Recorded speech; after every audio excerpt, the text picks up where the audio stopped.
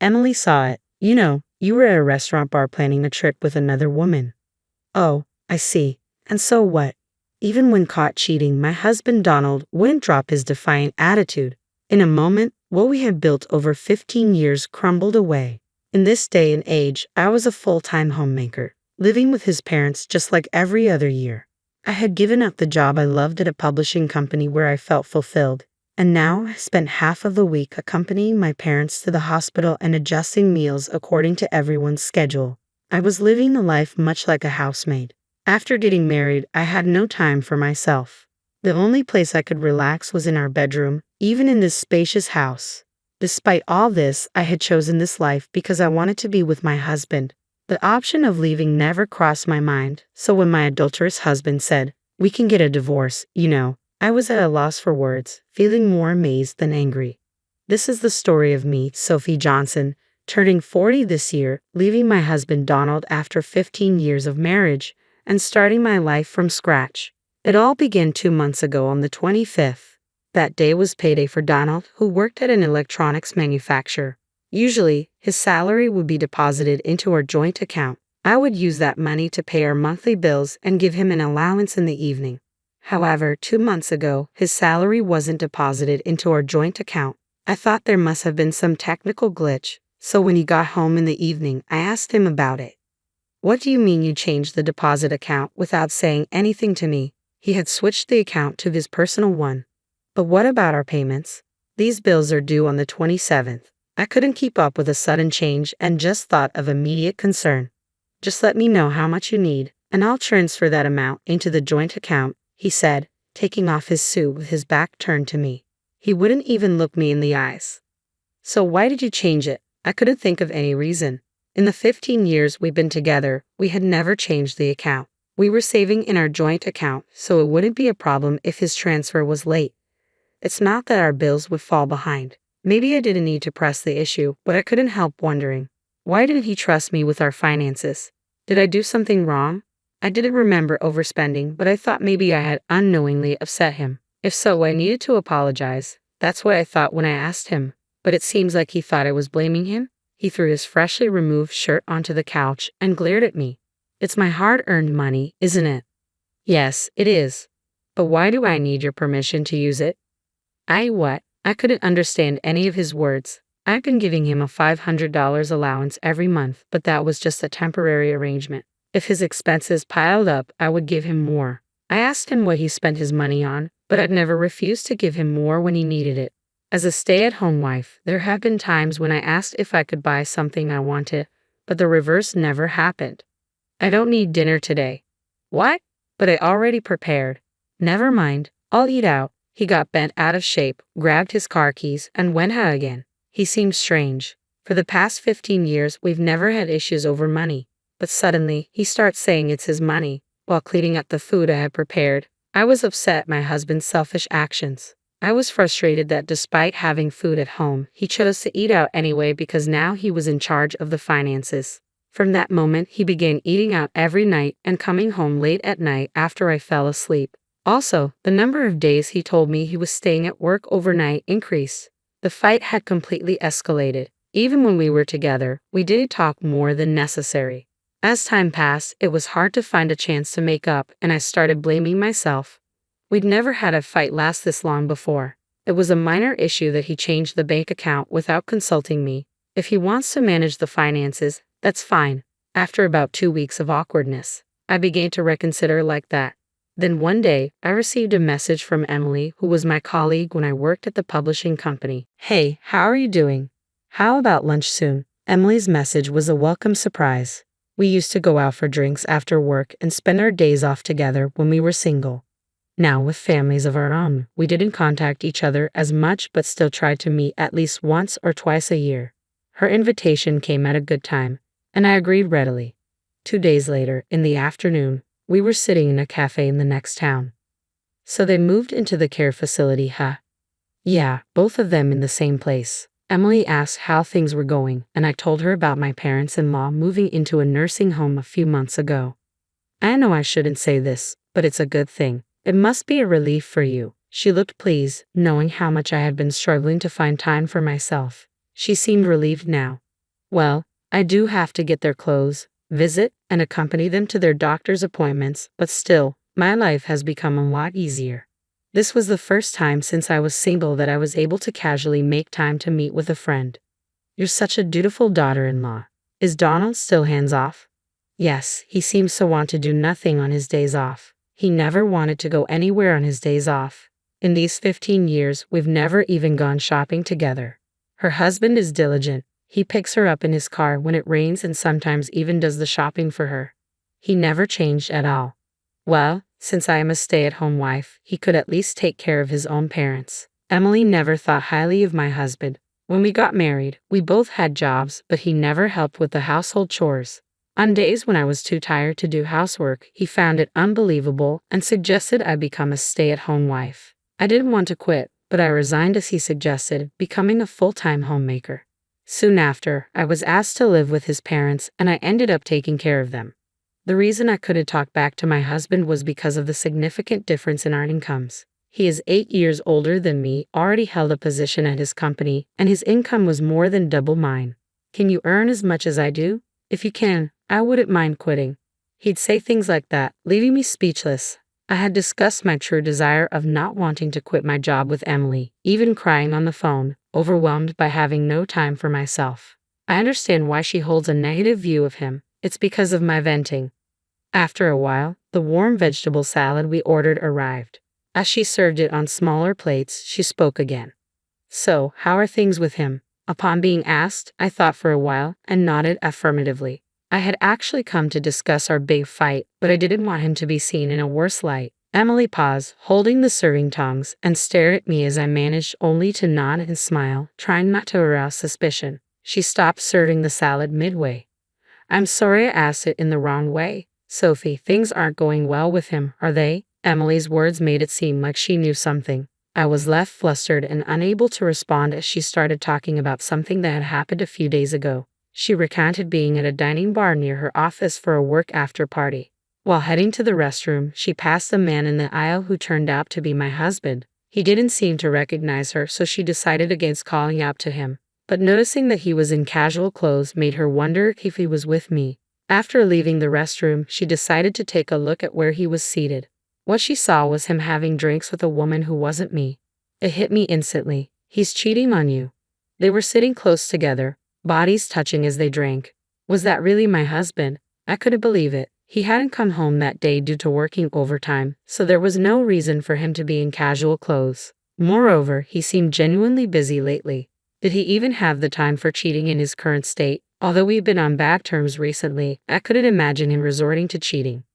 I just don't see him as that kind of person. Sensing my thoughts, she sighed and added, for the upcoming long weekend, he mentioned going to a place in Malibu. He was showing information about the accommodations on his phone and mentioned something about a prime-grade steak dinner. You could probably find the hotel if you search from there. She started searching for the hotel on her phone. While at the cafe, I was still hoping it was just her misunderstanding. However, as soon as I got home, I started looking through his clothes. I don't remember how many clothes he has, so I wouldn't know how many of what item were missing, but I did notice that 2 or 3 of his favorite clothes were missing. Until last year, he would immediately wear them after washing, and they were always at the front of the drawer when opened. But now, they were nowhere to be found, even after searching every corner, the back of the closet, and the drawers of rarely used cabinets, literally everywhere. The only thing that came to mind was him working overtime and even on weekends due to his busy schedule, telling me he had spent a night in the company's restroom because he missed the last train. As I stood in front of the closet, the sound of an incoming email came from my pocket. It was a message from Emily. The email included the URL of a hotel in Malibu. As I stood there in a daze, I slowly pressed the link and a stay plan with a dinner including prime-grade meat was displayed. I felt dizzy, like I was having a bad dream. There was a part of me that still wanted to believe in him, but not finding his favorite shirt was a huge blow.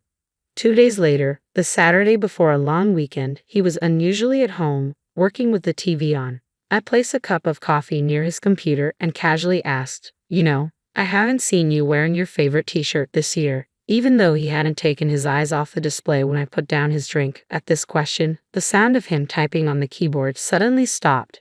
Then he said, "Yeah, I'll wear it sometime. making a point of looking at me as he responded.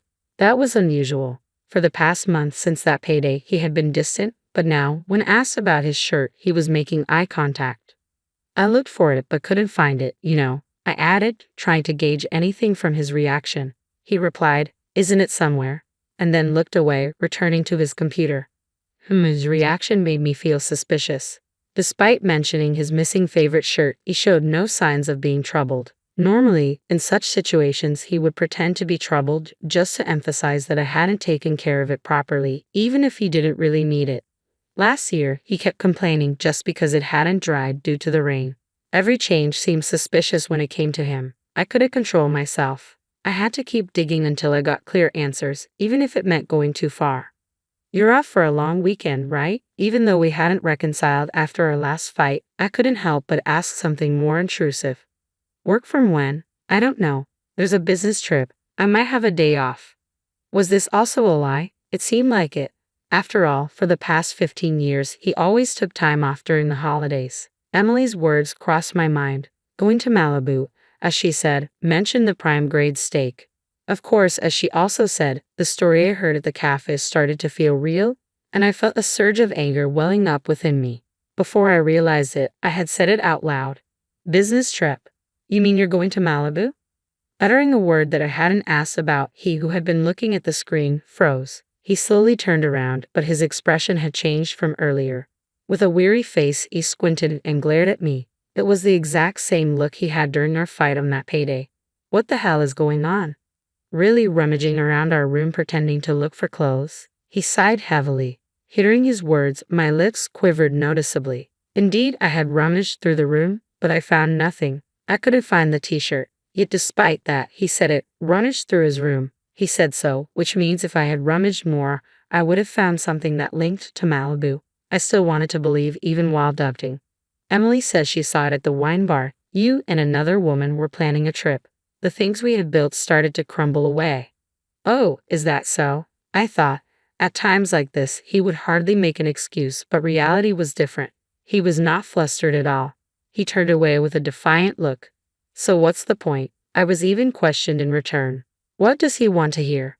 When I became speechless out of disbelief, he piled on words. "Who do you think you are? I'm working hard to earn money, enough for a stay-at-home wife to live comfortably." He yelled at me loudly and my head started to ache. I placed a hand on my forehead and took a deep breath. "I'm okay with getting a divorce, He uttered those few words. For the past 15 years, no matter what happened, no matter how hard it was, I had tried not to think about it. I was disappointed that he could say it with no hesitation. From that day, he continued to ignore me. Even worse, the moment he found out I knew it, he boldly started communicating right in front of me, like, "All right, I'll pick you up at 7 in the morning." The first time it happened, I was dumbfounded. Was he always like this? The person in front of me was a total stranger. As the long weekend and the day of his trip approached, I found myself in the car driven by Emily, silently witnessing his infidelity unfold before my eyes. "Sophie, did you get a shot of him putting his arm around her waist just now?" "Yeah. You should take as many photos as you can." "Okay." When I recounted my conversation with him on Saturday to Emily, she was furious and urged me to break up with such a foolish man. She also suggested that I take photos as proof of his cheating and claim for emotional damages. She spent her much-anticipated weekend for this very purpose. The woman he was cheating with was around her late 20s or early 30s, with a slim figure and wearing revealing clothes. Did he have a thing for her long hair? He stroked her hair over and over with a gentle smile on his face. Since he left the house, I promptly followed and watched everything.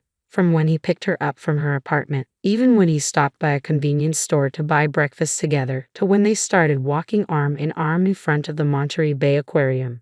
Now, they just entered a hotel together. I took pictures of all of it with my phone, but each time I pressed the shutter, I pondered over what I was doing. I knew it, but seeing it with my own eyes made me really sad. But I didn't shed a tear. I just stared at his joyful face. That was my day. What do we do now? Shall we stay somewhere for the night? No, let's head back. It seemed she was planning to stay overnight, but I shook my head. I didn't want to waste the money I've saved by scrimping on such a thing. I thought our life as a couple had finally started after my in-laws had been placed in a nursing home. We hadn't been able to go on trips until now because we always took care of our parents first, but from now on, we wanted to create memories as a couple. The money I had planned to use for those times, I wonder if I just wasted 15 years. If I knew it would turn out like this, I wouldn't have married. If I knew I would go through this, I would have divorced him a long time ago. I shouldn't have had to endure and try so hard. Today, seeing his smile for the first time in a while, I wanted to redo those 15 years, though I wanted to cry. I couldn't help but keep sighing. She had been quietly listening, but suddenly she started the car engine and checked the time. What time is it now? After 3 o'clock. Then she made a call and smiled at me. Hey Sophie, let's move out right now. Ha!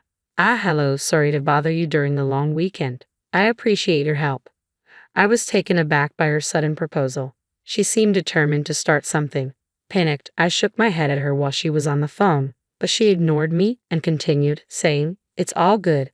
From that moment, Emily was full of energy. While driving, she used her car's navigation system to call various places and gather people to come to my house. About 3 hours later, we actually arrived home in the evening, about 2 hours after that, but within just 1 hour, all my belongings in the house were packed into cardboard boxes. It was truly unbelievable. I didn't want to talk about work since you didn't want to quit, Sophie, but I've transferred from a fashion magazine and now I'm the editor-in-chief of a local magazine. In the car, she made various calls to the moving company, real estate agency, and even to a lawyer who knows Donald. She expertly adjusted the schedule so that the Certus people's visiting times did not clash. I followed her instructions meticulously. Minute by minute, I packed only my valuables into a box, leaving the rest to be handled by the movers. The real estate agent introduced me to a house that could be moved into within a few days. Meanwhile, my belongings were sent to her house, and I ended up staying with her for a few days. After the truck packed with my things left, I was visited by a lawyer who provided advice on claiming alimony after divorce, guiding me towards the least burdensome method. I was amazed at how much could be accomplished in just a few hours. I knew she was a very proactive person from our time working together, but her efficiency was truly remarkable. However, as I looked around the now half-empty room, anxiety slowly began to creep in. He's definitely going to be mad. The cost of moving was surprisingly low. The studio apartment was affordable, and even the consultation with the lawyer was free, yet it still required money. I made these decisions without consulting him. I'm sure he'll be furious when he gets back from his trip. As I felt our relationship deteriorating rapidly, I became depressed. Then she slapped my back. Hey, being a homemaker is a respectable job too. The money you've saved from being frugal is also yours. Plus, it's his fault. He said he'd transfer the necessary money, right?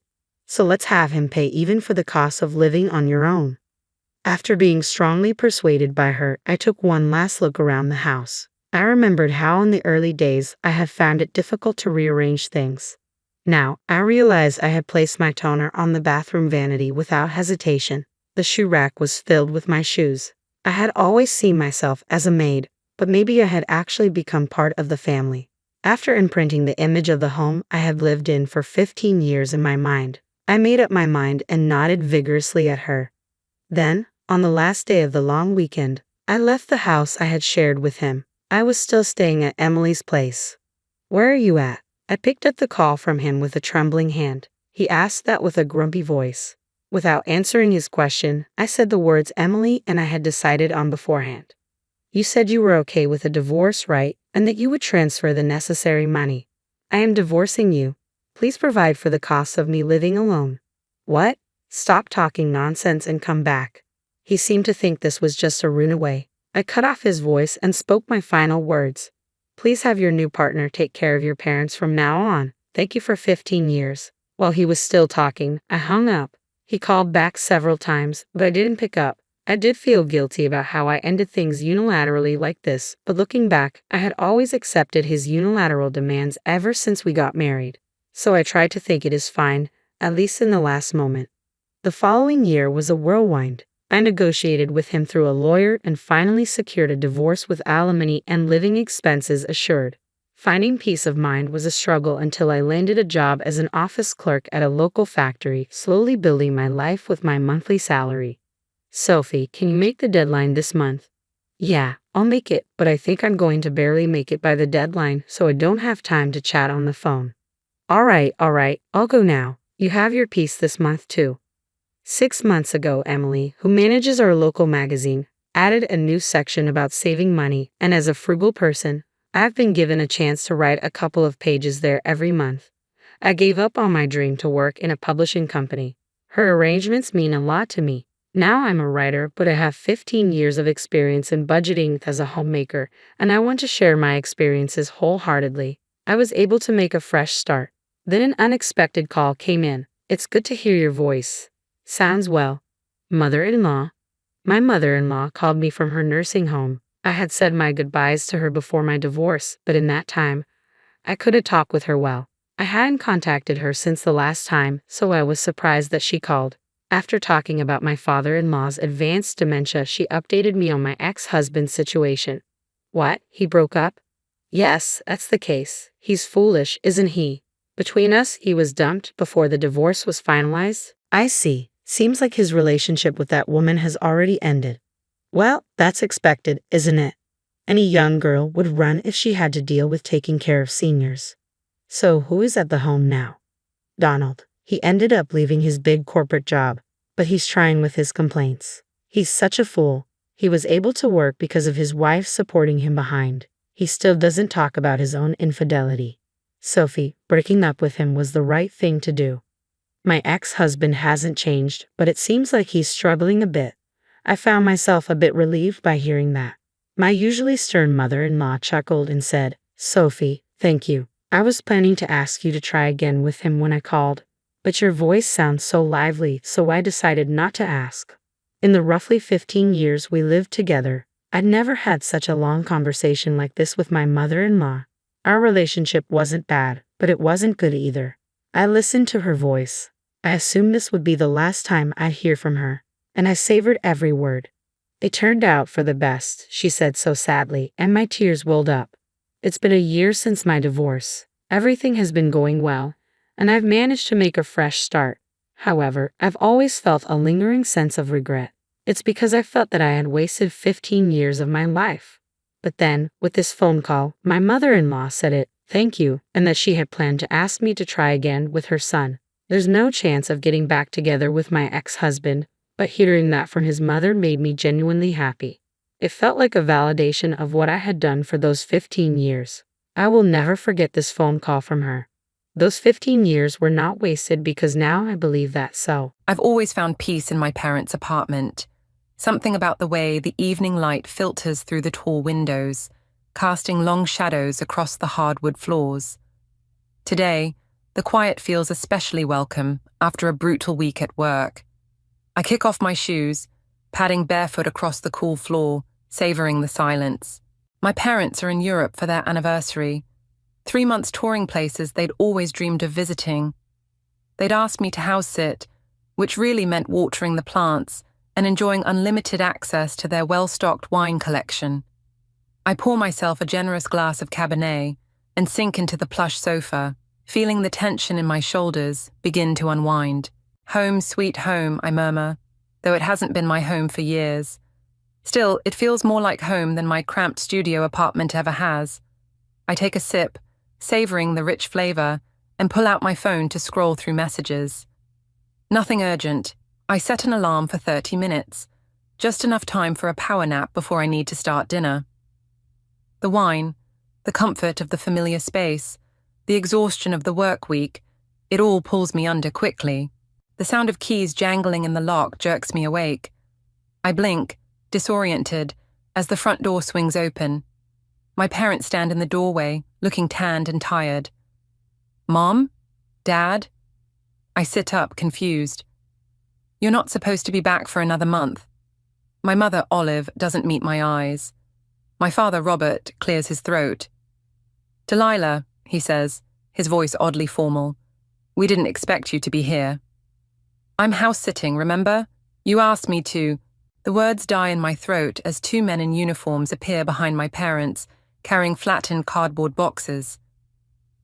What's going on? I ask, standing now, my wine glass forgotten on the coffee table. We need to pack up, my mother says, still not looking at me. The movers are here to help. Pack up? For what? My father sighs. finally stepping fully into the apartment. We've sold the place, Delilah. The new owners take possession tomorrow. The room seems to tilt beneath my feet. You sold, but you never said anything about selling. It was a quick decision, my mother says, busying herself with her purse. An opportunity we couldn't pass up. The movers hover awkwardly by the door. One of them clears his throat. Where should we start, sir? My father gestures vaguely. The bedroom first, I think. We'll need to sort through the living room ourselves. They nod and move past me like I'm not even there. I don't understand, I say, my voice sounding small and far away. Where are you going to live? We bought a place in Arizona, my father says, not quite meeting my eyes either. Smaller, more manageable, better weather for your mother's arthritis. Arizona? The word feels foreign on my tongue. But your whole life is here. Your friends, your doctors, your... Things change, Delilah, my mother cuts in, her voice sharper than I expect. We're not getting any younger. I stand there trying to process what's happening.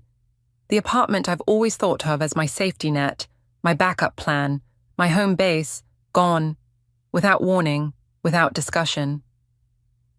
When were you planning to tell me? I ask, hating how my voice trembles. My father checks his watch. We need to get moving if we're going to finish today. Delilah, you should probably gather whatever belongings you have here. Robert, my mother murmurs, touching his arm. Maybe we should... There's no time, Olive, he says firmly. The truck comes at 8 tomorrow morning. I feel like I've been slapped. So that's it. You just show up and tell me to get my stuff and go. Don't be dramatic, my father says. It's not like you live here. No, I just water your plants and feed your cat and check your mail when you're gone for months at a time, I snap. I just store half my winter clothes in the guest closet. I just have a key and an open invitation to stay whenever I want. Had, my mother corrects quietly. You had a key. The word lands like a blow. I look at her, really look at her, and see something I've never noticed before. A coldness, a calculation in her eyes that makes me wonder if I've ever really known her at all. I need to use the bathroom, I mutter, needing to escape their gaze. I lock the door behind me and grip the edge of the sink, staring at my reflection. My eyes are wide, my face pale. I splash cold water on my cheeks, trying to wake myself from what feels like a nightmare. When I emerge, the apartment is already transforming. Boxes half filled, pictures removed from walls, the familiar space becoming unfamiliar by the minute. I grab my bag, unable to bear watching anymore. I'll get out of your way, I say stiffly. My father nods absently, already focused on wrapping a vase in newspaper. My mother at least has the decency to look uncomfortable. We'll call you when we're settled, she offers. I don't respond. At the door, I pause, my hand on the knob. Something catches my eye, the hall closet door, slightly ajar. Through the crack, I glimpse stacks of boxes labeled in my grandmother's handwriting. The antiques collection she'd left to me in her will, which my parents had promised to store safely until I had space for them. They hadn't even remembered to pack them. I don't remember leaving the apartment building. I don't remember walking 6 blocks in a daze or stopping at the liquor store for a bottle of cheap vodka. But here I am, sitting on the floor of my studio apartment, staring at the antique boxes I somehow managed to salvage before my parents could forget them completely. My grandmother's treasures, the only person who ever made me feel like I mattered. You're special, Delilah, she used to whisper, pressing old trinkets into my hands. Don't let anyone make you feel otherwise. I take another swig straight from the bottle, wincing as it burns down my throat. My phone buzzes for the 5th time, Violet calling again. I finally answer. Where have you been? Her voice crackles with concern. I've been trying to reach you for hours. They sold the apartment, I say, my voice flat. They just showed up and started packing. What? Your parents? But they're supposed to be in Europe. Apparently they came back early to sell everything and move to Arizona. The words taste bitter. They didn't even tell me. Jesus, Delilah, are you okay? I laugh, a harsh sound that surprises even me. No, No, I'm not okay. I'm coming over. Don't, please. I stare at the boxes. I need to be alone right now. Silence stretches between us. Violet knows me well enough to recognize when pushing is pointless. Call me tomorrow, she finally says. Promise me. I promise. After hanging up, I pull the nearest box toward me. The tape is yellowed with age, the cardboard soft at the corners. I slice it open with a kitchen knife, revealing tissue-wrapped parcels nestled inside. One by one, I unwrap them. A delicate porcelain figurine of a dancer, a tarnished silver hand mirror, a small wooden box inlaid with mother of pearl. Each piece carries memories of afternoons spent with my grandmother, learning their histories, absorbing her stories. This mirror belonged to a countess, she'd told me, eyes twinkling, and this box held love letters from a sailor to his sweetheart during the war. Whether the stories were true didn't matter. What mattered was how she made me feel, like I was being entrusted with something precious, something valuable. Unlike my parents, who never thought I was worth telling about their major life decisions, the next box contains larger items: a bronze clock, a set of leather-bound books, a small oil painting of a countryside I don't recognize. I handle each piece carefully, despite my growing intoxication, arranging them on my coffee table like an impromptu museum exhibition. Near the bottom of the third box, my fingers touch something cool and heavy. I pull out a small jade figurine, about the size of my palm.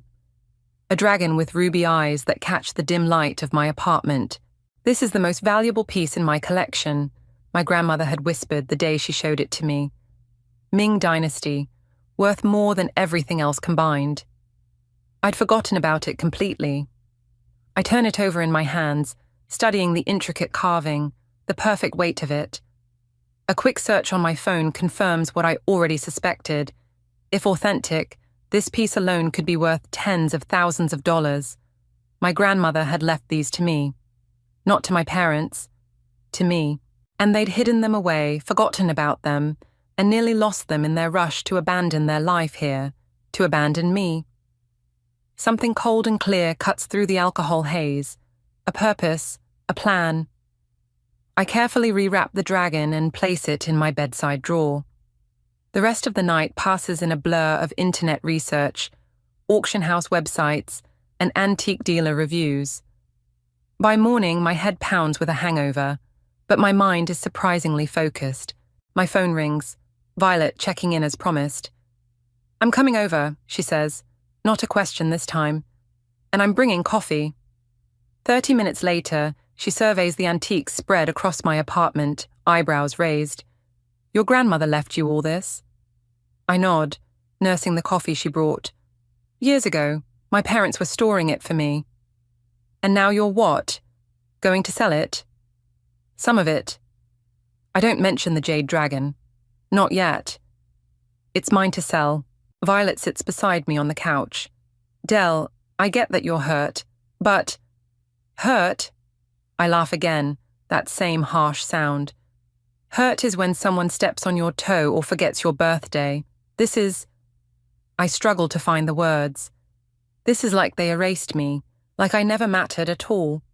She doesn't argue, just takes my hand and squeezes it. They've always done this, I continue, the words pouring out now.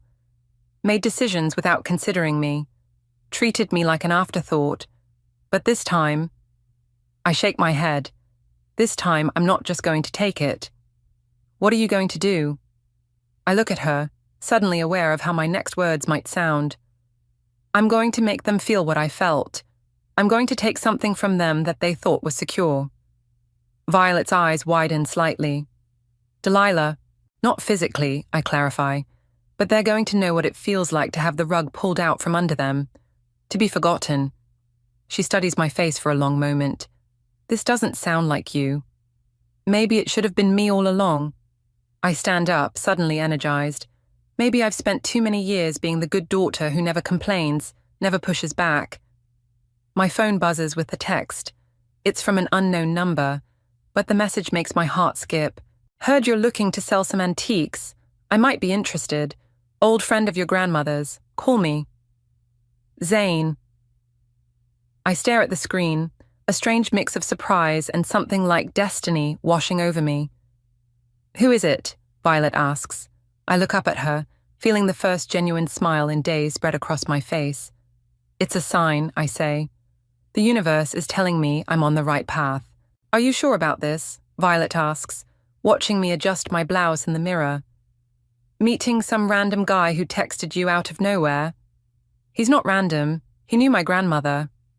I smooth my hair, trying to look more put together than I feel. "And we're meeting in a public place." Still, something feels off. I don't tell her that something feels off to me too, but in a different way. Like stepping onto a path I can't see the end of, exhilarating and terrifying at once. "I'll be fine," I say, grabbing my purse. Inside is a small velvet pouch containing the jade dragon. "I'm just getting information." The cafe is busy enough to feel safe, but quiet enough for conversation. I spot him immediately, tall, with dark hair streaked with premature silver at the temples. He stands when he sees me, a half smile playing on his lips. "Delilah," he says, extending his hand. "You look just like her." His grip is firm, his eyes a startling shade of green. "Like who?" "Your grandmother, of course." He gestures for me to sit. "I'm Zayn." "How did you know my grandmother?" I ask, settling into the chair across from him. "We moved in the same circles. Antique collectors, auction enthusiasts." He shrugs. "She had an eye like no other." A waitress appears and we both order coffee. I study him while he speaks to her. His clothes are expensive but understated, his manner confident without being arrogant. "So," he says when we're alone again, "you've come into her collection." It's not a question. "Parts of it," I say carefully. "I'm considering selling some pieces." "Including the dragon?" My breath catches. "How did you—" "Like I said, I knew your grandmother. She showed me that piece once, years ago." His eyes hold mine. "It's quite valuable." "So I've heard." "May I see it?" I hesitate, then reach into my purse. The cafe is crowded. No one is paying attention to us. I pass the velvet pouch across the table. Zayn's fingers brush mine as he takes it, sending an unexpected shiver up my arm. He opens the pouch carefully, tipping the dragon into his palm. His expression changes subtly as he examines it, a softening around the eyes, a slight parting of the lips. "Beautiful," he murmurs, "and authentic." "You can tell just by looking." His eyes flick up to mine. "I've been doing this a long time." He returns the dragon to its pouch and hands it back to me. "I can help you sell it, for the right price to the right buyer." "And what would that price be?" He names a figure that makes my coffee go cold in my stomach. More than I expected. Much more. "That's substantial." "It's fair, maybe even a bit low." He leans forward. "But I'm curious, Delilah. Why now? Your grandmother left you these pieces years ago, didn't she?" The question catches me off guard. "How did you know that?" "She told me, before she died." He studies me. "She was worried your parents might try to interfere." A cold feeling spreads through my chest. "What do you mean?" "They never approved of her collection. Thought she spent too much money on useless trinkets." His mouth twists. "They tried to get her to sell several times." This is news to me. My parents had always seemed indifferent to my grandmother's collection, not hostile. "Why are you telling me this?" "Because I think you should know who you're dealing with." He takes a sip of his coffee. "Your grandmother trusted me. She knew I would treat her collection with respect." Something in his tone makes me uneasy. "And my parents wouldn't?" "Let's just say they had different priorities." I think about the boxes, forgotten in a closet, about the apartment, sold without a word to me. "I need to think about this," I say finally. "Of course." He slides a business card across the table. "Take your time, but not too much time. The market fluctuates." Outside, the afternoon sun feels too bright. I check my phone. 3 missed calls from my mother. I ignore them and call Violet instead. "How was it?" she asks immediately. Strange, I admit. He knew things about my family, about my grandmother. That's creepy, maybe, or maybe he's exactly who he says he is. I pause at a crosswalk. He offered a lot of money for the dragon. How much? I tell her. She whistles low. What would you do with that kind of money? The question stops me short. I hadn't thought that far ahead. Revenge had been my only goal, selling what my parents had forgotten, what they'd tried to keep from me. But with that kind of money... I don't know, I say honestly, but it would change things. My phone buzzes with a text. My mother again. Delilah, please call us. It's important. I ignore it. I think I'm going to do it, I tell Violet. Sell the dragon. Maybe more pieces.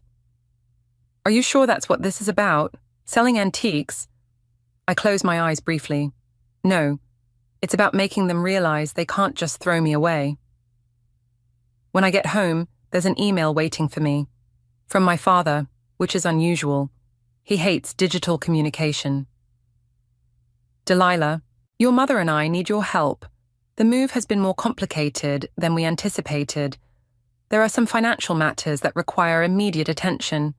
Please call us as soon as possible. Dad. Financial matters. My father, who has never discussed money with me, suddenly needs my help. My phone rings again. My mother. This time I answer. Delilah, thank goodness, she says, her voice tight with what sounds like genuine distress. We've been trying to reach you. I've been busy, I say coldly. Honey, we need to talk to you. It's important. More important than telling me you were selling the apartment, moving across the country. She sighs. We deserve that. But please, this is serious. Your father and I, we're in trouble. Something in her voice makes me pause. What kind of trouble? The kind we can't discuss over the phone. She hesitates.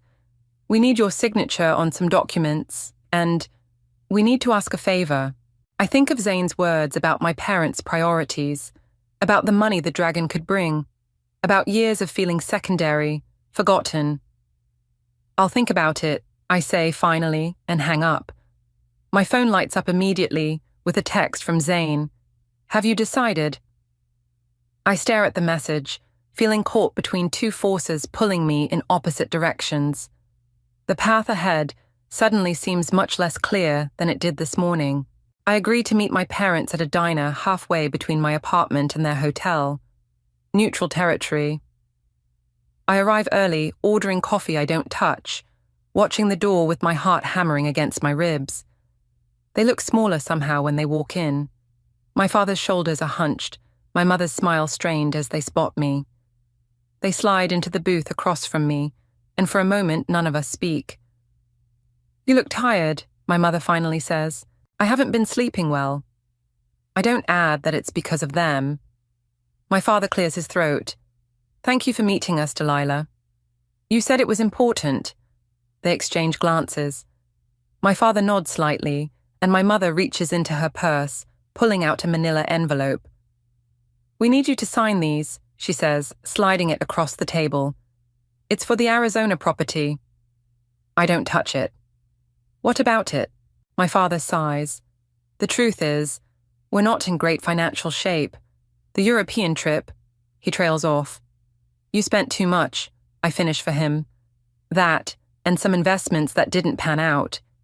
He rubs his forehead. We had to sell the apartment quickly, below market value. And now you need my help. The irony isn't lost on me. With what exactly?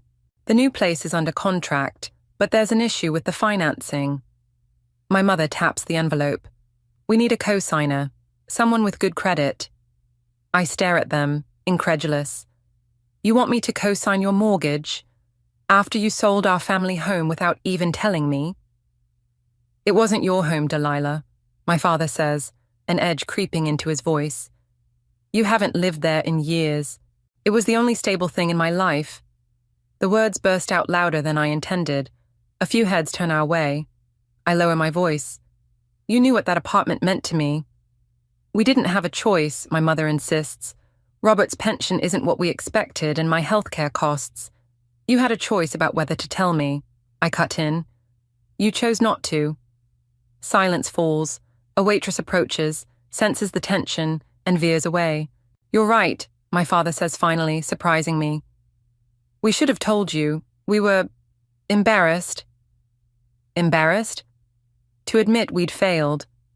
He looks older than I've ever seen him. To admit we needed help. Something twists in my chest. A flicker of sympathy I quickly extinguish. So instead, you just cut me out completely. We were going to call you once we were settled, my mother says, reaching for my hand. I pull it away. We just needed some time to figure things out. I think of the jade dragon sitting in my apartment, of Zane's offer, of the other antiques, still waiting to be valued. What happens if I don't sign? My father's face hardens. We lose the deposit. We have nowhere to live. You could stay with me, I say, though my studio barely fits my own things. Don't be ridiculous, he snaps. We're asking for a signature, not charity. The old familiar sting. My suggestion's never good enough. My help never the right kind. I need time to think about it, I say, standing up. I'll let you know. Delilah, please, my mother calls as I walk away. I don't look back. Outside, I call Zayn. I want to sell the dragon, I say when he answers, and I want to do it quickly. Come to my office tomorrow, he replies, sounding pleased. I have a buyer lined up. I hang up and text Violet. Need to talk. Coming over. She opens her door with a glass of wine already poured for me. One look at my face and she pulls me into a hug. That bad? Worse? I sink onto her couch. They want me to co-sign their mortgage. They're broke. She sits beside me. And you said that I'd think about it. I take a long sip of wine. But I'm selling the dragon tomorrow. Violet studies me. To help them? The question catches me off guard. No, for me. Are you sure? Because it sounds like you're still making decisions based on them. What's that supposed to mean? Just that selling a family heirloom out of spite isn't exactly moving on. She says it gently, but it still stings. It's not spite, I argue. It's justice. Is it, or is it just another way of staying connected to them? I stand up, suddenly restless. You don't understand. I understand that they hurt you. Badly. She follows me to the window. But I'm worried about what this revenge plan is doing to you. It's giving me power, I say. For once in my life, I'm not just taking whatever they dish out. There's a difference between standing up for yourself and becoming someone you're not. I turn to face her. Maybe I'm finally becoming who I should have been all along. She doesn't respond, just looks at me with concern in her eyes. I should go, I say, setting down my barely touched wine. I have things to prepare for tomorrow. Delilah. I'll call you after, I promise, already heading for the door. Back in my apartment, I take out the dragon, turning it over in my hands. My grandmother's voice echoes in my memory. This is special, Delilah. Like you. My phone buzzes with a text from my mother. Please call us tomorrow. We need an answer soon. I set the phone down without responding and carefully wrap the dragon. As I do, I notice something I hadn't seen before. Tiny characters etched into the base. Chinese, maybe? I take a photo and run it through a translation app. The result makes my breath catch. Family endures through storm and silence. Was this my grandmother's message to me, or just a coincidence? Either way, it's too late to reconsider. I've made my choice. Tomorrow the dragon goes to its new owner, and I take my first real step toward independence, or revenge. I'm no longer sure which. My phone rings again. It's Zane. Change of plans, he says without preamble. My buyer wants to meet tonight. Can you be ready in an hour? I look at the wrapped dragon, at the text from my mother still glowing on my phone screen. Yes, I say firmly. I'm ready now. Zane's office is in a converted warehouse downtown. All exposed brick and steel beams. It's after hours, and the building is eerily quiet as he leads me through a maze of hallways. My buyer is very private, he explains, his hand resting lightly on my lower back. He prefers discretion. Something about his touch makes me uneasy, but I push the feeling aside. I'm here for one reason, to sell the dragon and take control of my life. The conference room is dimly lit, dominated by a long table where a man sits with his back to us. He turns as we enter, older, with silver hair and wire-rimmed glasses. "Ah, the granddaughter," he says, standing. His accent is faintly European. "I'm Victor." He doesn't offer his hand, just gestures for me to sit. I place my bag on the table, suddenly hesitant. "The dragon," Zine prompts. I reach into my bag and unwrap the jade figure, placing it on the table between us. Victor picks it up without asking, turning it over in his hands. His expression gives nothing away. "Authentic," he confirms after a long examination, though I believe there is damage to the base. "There's no damage," I say automatically. I checked it carefully. Victor raises an eyebrow, then hands me the dragon. "Look again." I turn it over, and my heart sinks. A hairline crack runs along the bottom edge, barely visible but definitely there. It wasn't there this morning. "I don't understand," I murmur. "It was perfect when I wrapped it." "These things happen," Zine says smoothly. Fortunately, Victor is still interested. "At a reduced price, of course," Victor adds. They name a figure, half of what Zine originally quoted. My stomach drops. "That's not what we discussed," I protest.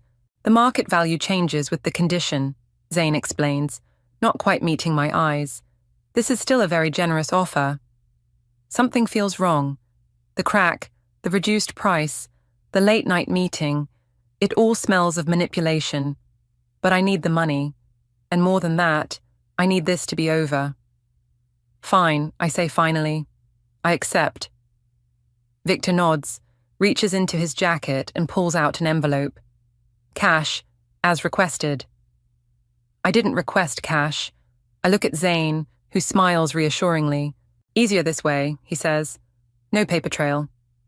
I take the envelope, count the money quickly. It's all there. "We'll need you to sign this," Victor says, sliding a document across the table. "A bill of sale, confirming the transaction." I scan it quickly. Standard language, nothing suspicious. I sign. "Pleasure doing business," Victor says, carefully placing the dragon in a padded case. He nods to Zane and leaves without another word. Alone with Zane, I feel a strange emptiness. It's done. The dragon is gone. "Drink to celebrate," Zane offers, producing a bottle of whiskey from a cabinet. I shake my head. I should go. "At least let me drive you home. It's late, and that's a lot of cash to be carrying." I hesitate, then nod. The money feels heavy in my bag. In his car, a sleek, expensive model that smells of leather, Zine is quiet. "Then, your grandmother would be proud." "For selling her prized possession? For taking control?" He glances at me. "She always said you had more spine than your parents gave you credit for." "You talked about me?" "She worried about you. Said your parents had a way of making you doubt yourself." The accuracy of this observation is unsettling. "She never told me that." "There's a lot she didn't tell you." He pauses at a red light. "Like how your father tried to contest her will."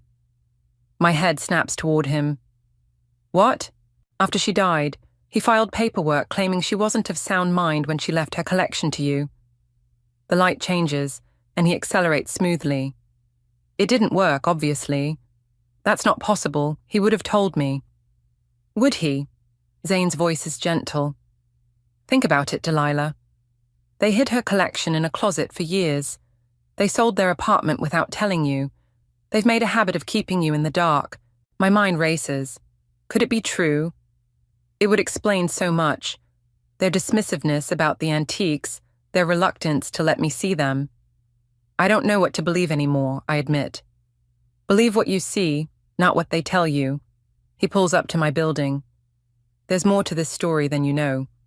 I clutch my bag, suddenly eager to be alone. "Thank you for the ride. Think about what I said." He hands me a card. different from the one he gave me before. And call this number if you decide you want to know more. It's my personal line. Inside my apartment, I count the money again, spreading it across my bed. Less than I'd hoped for, but still substantial, enough to make a difference. My phone buzzes, a text from my mother. "We need your answer tomorrow. Please, Delilah." I ignore it and call Violet instead. "It's done," I tell her when she answers. "I sold it." "How do you feel?" "I don't know." I stare at the money. Empty, maybe. Did it help? With the anger? Not really. I sigh. And now I have all this cash and no idea what to do with it. "You could help your parents," she suggests carefully. "After what they did, no way." "What exactly did they do, Del? Sell their own apartment? Make bad financial decisions? It's not like they stole from you." Zain's words echo in my head. Actually, they might have. I tell her what he said about my father contesting the will, about hiding the collection from me. "And you believe this guy you barely know over your own family?" she asks when I finish. I don't know who to believe anymore. There's a knock at my door. I freeze. "Someone's here," I whisper to Violet. "It's almost midnight." "Don't answer it," she says immediately. Another knock, more insistent. "Delilah?" A woman's voice. "It's Yara, your aunt." My Aunt Yara. I haven't seen her in years. "I'll call you back," I tell Violet and hang up. I approach the door cautiously. "Aunt Yara?" "Please open up, it's important." I peer through the peephole. It's her, my mother's sister, looking tired and worried. I open the door. "What are you doing here?" "We need to talk." Her eyes are serious. "About Zane Hunt, and what he's really after." I let Yara in, watching as she surveys my small apartment with quick, assessing eyes. She looks older than I remember. Her dark hair now streaked with grey, fine lines around her eyes that weren't there before. "How did you find me?" I ask, suddenly aware of the money still spread across my bed, visible through the open bedroom door. "Your mother called me." She moves toward the couch without waiting for an invitation. "She's worried about you." "My mother hasn't worried about me in years," I say, quickly gathering the cash and shoving it into a drawer before joining her. Yara sighs. "That's not true, but we don't have time to unpack your family drama right now." She leans forward. "Tell me about Zane Hunt." Something in her tone makes me hesitate. "Why?" "Because he's dangerous, Delilah. And if you've gotten involved with him, you're in trouble." I laugh, though nothing feels funny. "Dangerous? He's an antique dealer. He's a con man who targets vulnerable people with valuable collections." Her eyes are intense. "He approached your grandmother too, years ago, tried to convince her that her children were planning to steal her antiques." My heart beats faster. "And were they?" "Of course not." She looks exasperated. "Your mother and father may be many things, but they're not thieves." "Then why did Dad try to contest Grandma's will?" The question bursts out before I can stop it. Yara's expression shifts to surprise, then understanding. "He told you that, didn't he? Zayn?" I nod. "It's a lie. Your father never contested anything. He was the one who insisted her wishes be followed exactly." She shakes her head. "This is what Zayn does. He finds family friction and exploits it." "But how would he even know about our situation, about the apartment?" "Because he's been watching, waiting for an opportunity." She reaches for my hand. "Your grandmother rejected him, so he's been biding his time, knowing the collection would eventually pass to you." My mind races, trying to reconcile this with everything Zayn told me. He knew things, personal things about our family. He's done his research. People like him always do. She glances toward my bedroom. "You've already sold something to him, haven't you?" I nod slowly. "The Jade Dragon." Yara closes her eyes briefly. "How much did he pay you?" I tell her. She laughs bitterly. "That piece was worth 3 times that amount, at least." The room seems to tilt. "He said there was damage. Let me guess. Damage that wasn't there when you first showed it to him." The implication hits me like a physical blow. "You think he damaged it deliberately?" I know he did. It's part of his playbook. She stands up, pacing. Did you sign anything? Just a bill of sale. We need to see exactly what you signed. Do you have a copy? I shake my head, feeling sick. What's going on, Yara? What does he really want? She stops pacing, her expression grave. Your entire collection, and possibly your parents' remaining assets. My parents don't have any assets left. They're broke. They're not broke, Delilah. They're cash poor at the moment because they've invested everything in a property development in Arizona. She sits back down. A development that's about to be approved, which will triple their investment. I stare at her. But they said that they needed you to co-sign a mortgage. That was true. Their liquid assets are tied up in the development. She sighs. They should have explained better, but they were embarrassed about needing help, even temporarily. My head spins with this new information. So, when Zane said, he was manipulating you, using your hurt feelings to turn you against your family. Her voice softens. I'm not saying your parents handled things well. They didn't. But they're not the villain Zane made them out to be. I stand up abruptly, needing to move. I don't understand. What does any of this have to do with my grandmother's collection?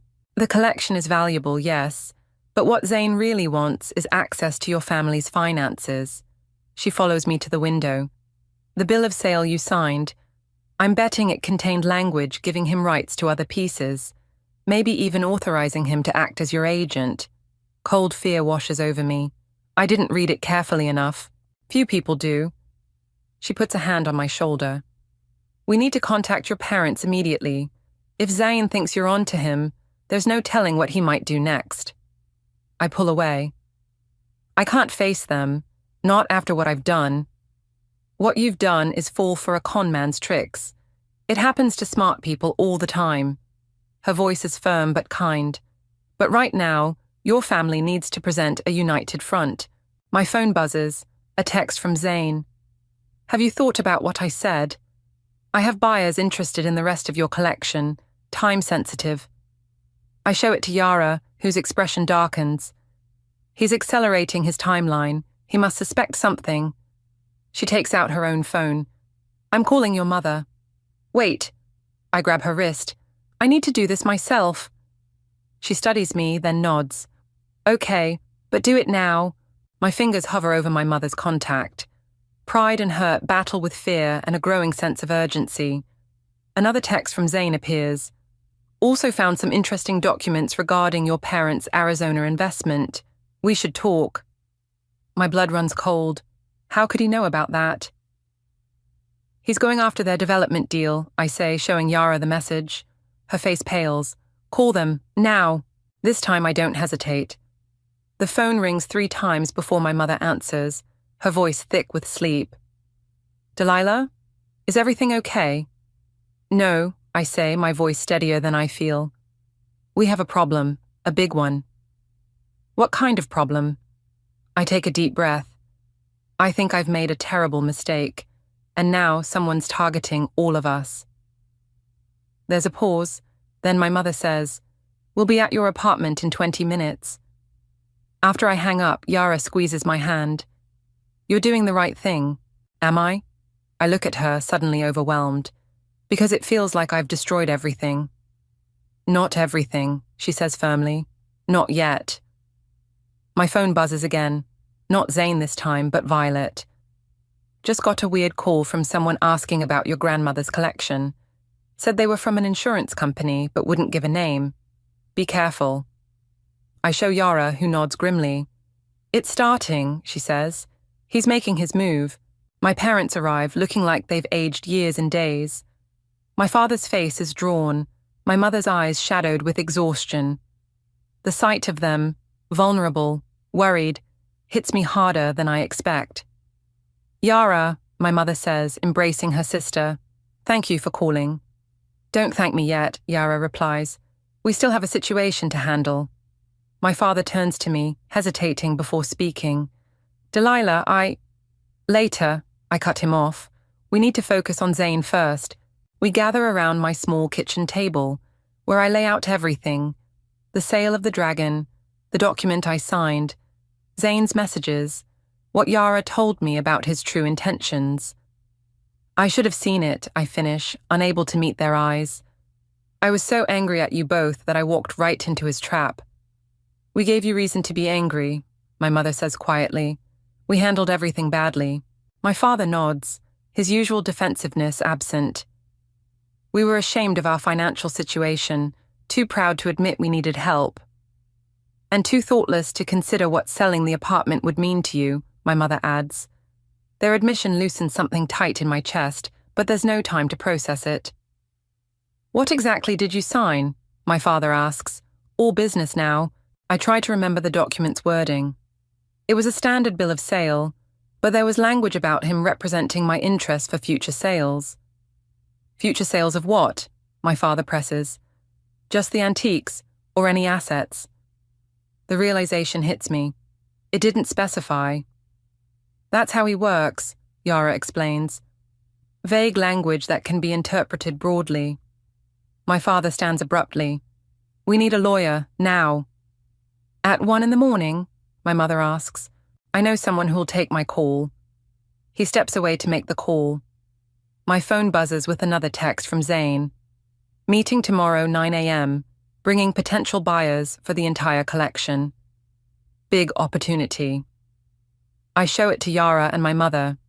He's moving fast, Yara says. Too fast. What does he know that we don't? My mother wonders. My father returns, his expression grim. The development approval is being announced tomorrow morning. Somehow he knows. How could he possibly? I begin. Doesn't matter, my father interrupts. What matters is stopping him before he can claim to represent our interests. The lawyer, my mother asks, meeting us at his office at 7. He looks at me. We need everything you have on Zane, and we need to get back the original document you signed. It's at his office, I say, the converted warehouse downtown. Then that's where we're going, my father says. Tonight. Breaking and entering, my mother asks, alarmed. Retrieving stolen property, he corrects. That document was obtained through fraud. I stare at him, seeing a side of my father I've never witnessed. Determined, almost fierce. You can't be serious. Deadly serious. His eyes meet mine. No one messes with my family. An hour later, we're parked a block from Zane's office building. My father has somehow procured a security uniform and badge. The lawyer will meet us afterward with restraining order paperwork ready to file, he explains. But first, we need that document. This is insane, I whisper. What if we get caught? We won't. He sounds confident. The night guard is an old friend. He'll look the other way for 15 minutes. Enough time for you to get in and out. Me? My voice rises. Why me? Because you've been there. You know which office is his. He hands me a small flashlight. And because you're the only one, he won't immediately call the police on if something goes wrong. He's right, and we all know it. Still, my hands shake as I take the flashlight. What about security cameras? I ask. Handled, my father says simply. I don't ask how. Some things are better not knowing. The night guard nods to my father as we approach, then deliberately turns away, focusing on a monitor that shows a different part of the building. 15 minutes, my father murmurs. Go. The hallways are dimly lit, emergency lights casting long shadows. My footsteps echo despite my attempt to move quietly. I find Zane's office easily. Corner unit, name on the door. Locked, of course. I pull out the credit card Yara gave me, remembering her quick tutorial on lockpicking. It takes 3 tries, but finally, the door clicks open. Inside, I switch on the flashlight, keeping the beam low. His desk is immaculate, files neatly arranged. I start opening drawers, searching for the document. Nothing. I move to the filing cabinet. Locked. I try the credit card trick again, but it's a different type of lock. The minutes tick by. Sweat beads on my forehead as I scan the room, looking for anywhere else he might keep important papers. Then I spot it, a safe built into the wall behind a generic landscape painting. Of course. I'm about to give up when I notice a folder on top of the cabinet labeled Hudson Project. My last name. I grab it, flipping it open. Inside are copies of documents, including the one I signed. But there's more. Printouts of emails between my parents and their development partners, financial projections, even a copy of their investment agreement. How did he get these? No time to wonder. I take photos of everything with my phone, then carefully replace the folder. Just as I'm about to leave, I notice something else. A small jade piece on his desk that looks eerily familiar. The dragon. My dragon. But not damaged anymore. I grab it, fury rising in my throat. The crack was fake, probably created with some kind of removable substance. Footsteps in the hallway freeze me in place. The door handle turns. I dive behind the desk just as the door opens. Light floods the room. I know you're in here, Delilah. Zane's voice, calm and almost amused. Did you really think I wouldn't have my own security system? He steps further into the room. Come out, we need to talk. I stand slowly, the dragon clutched in my hand, my phone with the incriminating photos in my pocket. You lied to me, I say, my voice steadier than I feel. About everything. He smiles, not denying it. Business is business, nothing personal. It feels pretty personal from where I'm standing. He notices the dragon in my hand. Ah, found that, did you? An unfortunate misunderstanding about its condition. Misunderstanding? I laugh bitterly. You created a fake crack to cheat me. I prefer to think of it as negotiation. He takes a step closer. The question is, what are you going to do now? Before I can answer, the office door bursts open again. My father stands there, security badge displayed. She's going to walk out of here, he says firmly. With me. Zane's smile doesn't falter as he looks between my father and me. Robert, what an unexpected pleasure. Step away from my daughter, my father says, his voice low and dangerous. Your daughter broke into my office. Zane counters smoothly. I could have her arrested. And I could have you investigated for fraud. My father steps further into the room. Which would you prefer? I clutch the dragon tighter, its edges digging into my palm. He has documents about your development deal, I tell my father. Private emails, financial projections, everything. Zane's expression flickers for the first time. Insurance, in case things went sideways. How did you get them? My father demands. You'd be surprised how careless people are with their passwords. Zane shrugs, especially when they use the same one for everything, like your wife's maiden name and your anniversary. My father's face darkens. You hacked our accounts. Such an ugly word. Zane turns to me. Delilah, be reasonable. You came to me, remember. I simply saw an opportunity. To manipulate me, I say. To turn me against my family. I merely provided information. You drew your own conclusions. His voice softens. We can still work together. That collection is worth a fortune with the right buyer. For a moment I see it, the temptation he's offering. Money, independence, power, everything I thought I wanted. No, I say firmly, we're done. Think carefully, he warns. That document you signed gives me certain rights. Walking away won't be simple. The document I signed under false pretenses. I pull out my phone, showing him the photos I took. The one where you misrepresented the value of my property, where you created fake damage to lower the price. His eyes narrow. Allegations, unprovable. Not with this. I hold up the dragon. The crack is gone. Funny how that works. And not with these, my father adds, holding up his own phone. Security footage from this office showing you damaging the piece before Delilah arrived for your meeting. Zane's composure cracks. Impossible. My security system has an external backup that transmits to the building's main server, my father finishes. A server my company installed 10 years ago. I stare at my father, seeing him clearly for perhaps the first time. Not just the distant, disapproving parent I've always resented, but a man with skills and connections I never bothered to understand. Here's what's going to happen, my father continues. You're going to return the money you paid my daughter. You're going to sign a statement acknowledging that your contract with her was obtained fraudulently, and you're going to delete every document you stole from our accounts. Or what? Zane challenges, though his confidence is visibly shaken.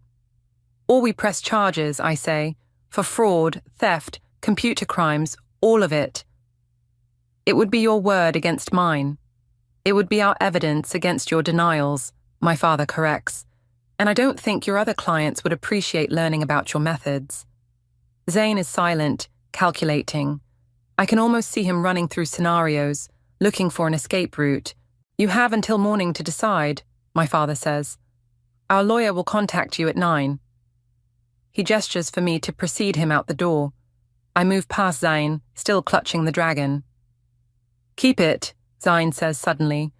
Consider it a parting gift. I don't want your gifts, I reply, placing the dragon deliberately on his desk. I just want you out of my life.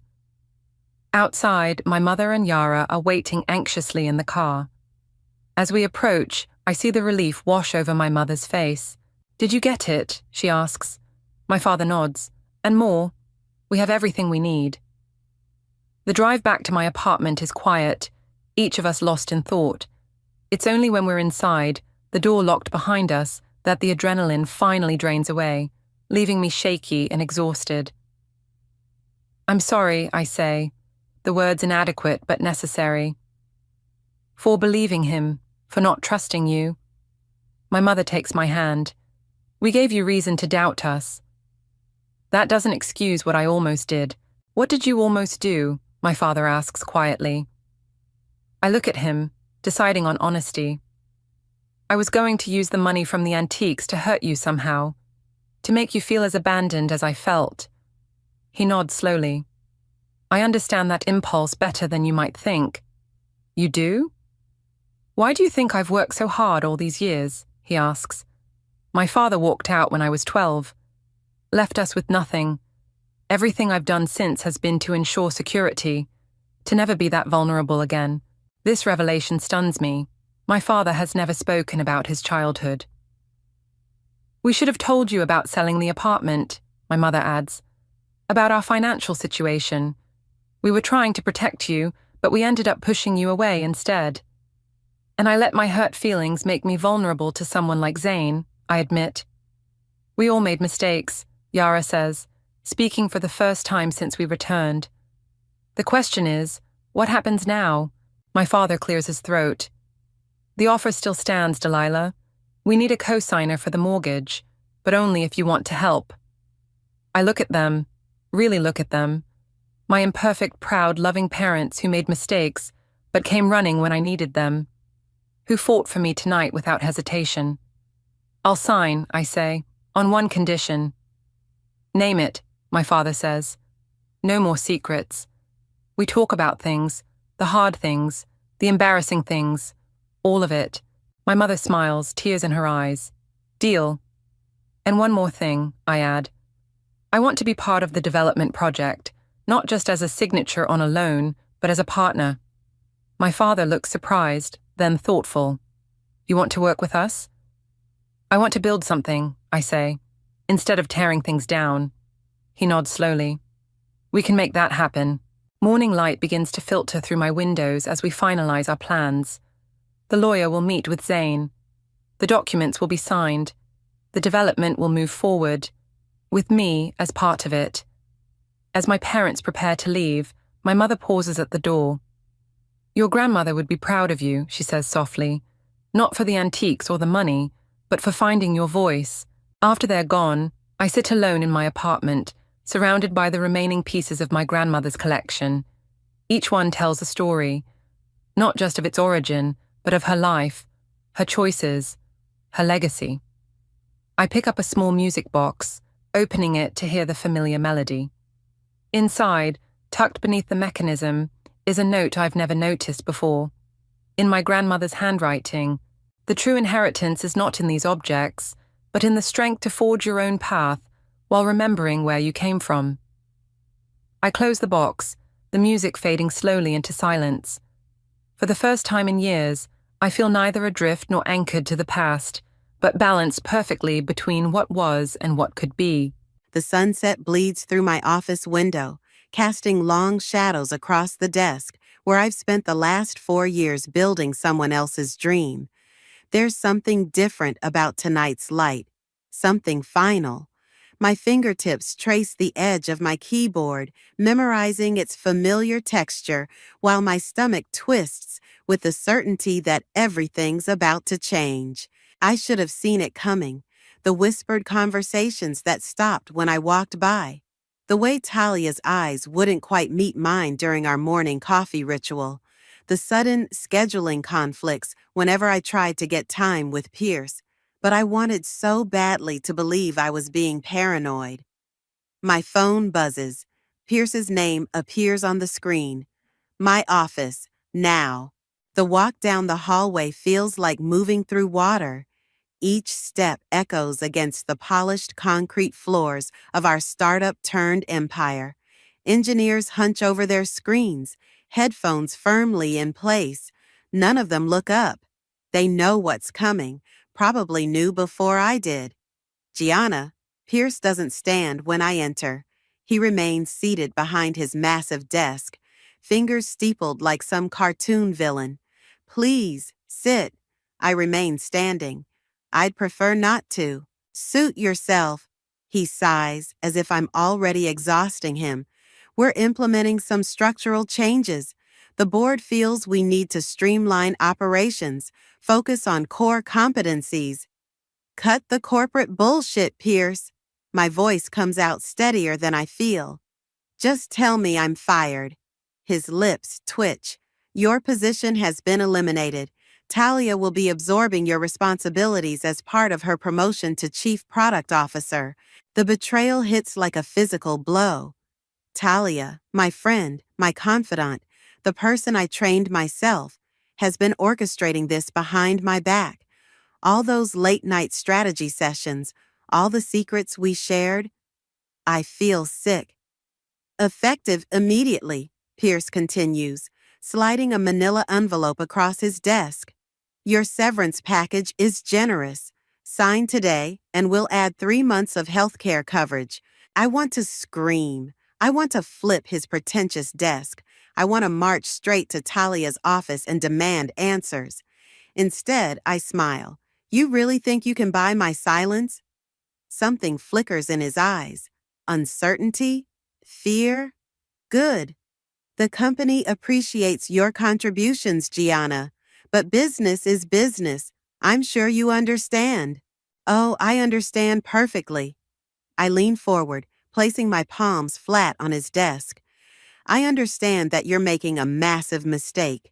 And I understand that someday, maybe not tomorrow, maybe not next month, but someday you'll realize exactly what you've lost. Are you threatening me? His voice hardens. Threatening? No. Making a promise. I straighten up, smoothing my blazer. Keep the severance package. I'd rather keep my integrity. I turn to leave, but his voice stops me. Don't do anything foolish, Gianna. Remember who holds the power here. Looking back over my shoulder, I let him see the fire in my eyes. That's your first mistake, Pierce. You think power is something you hold. I think it's something you earn. And you've just made a very powerful enemy. The door clicks shut behind me with satisfying finality. My hands shake as I gather my things, dropping family photos and spare chargers into my bag.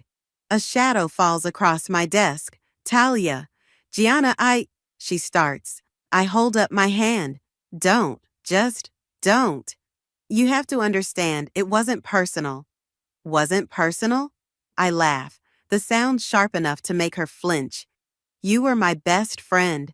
I trusted you with everything, and you've been planning this for months, haven't you? Her silence is answer enough. I hope the corner office is worth it. I shoulder my bag, leaving everything else behind. Let them pack it up. Let them wonder what I took with me. Let them worry.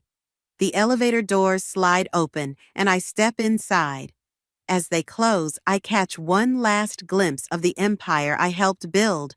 The gleaming surfaces, the ambitious plans pinned to walls, the faces carefully turned away from my departure. 4 years of my life, reduced to a cardboard box and a broken trust. But they've made a critical error.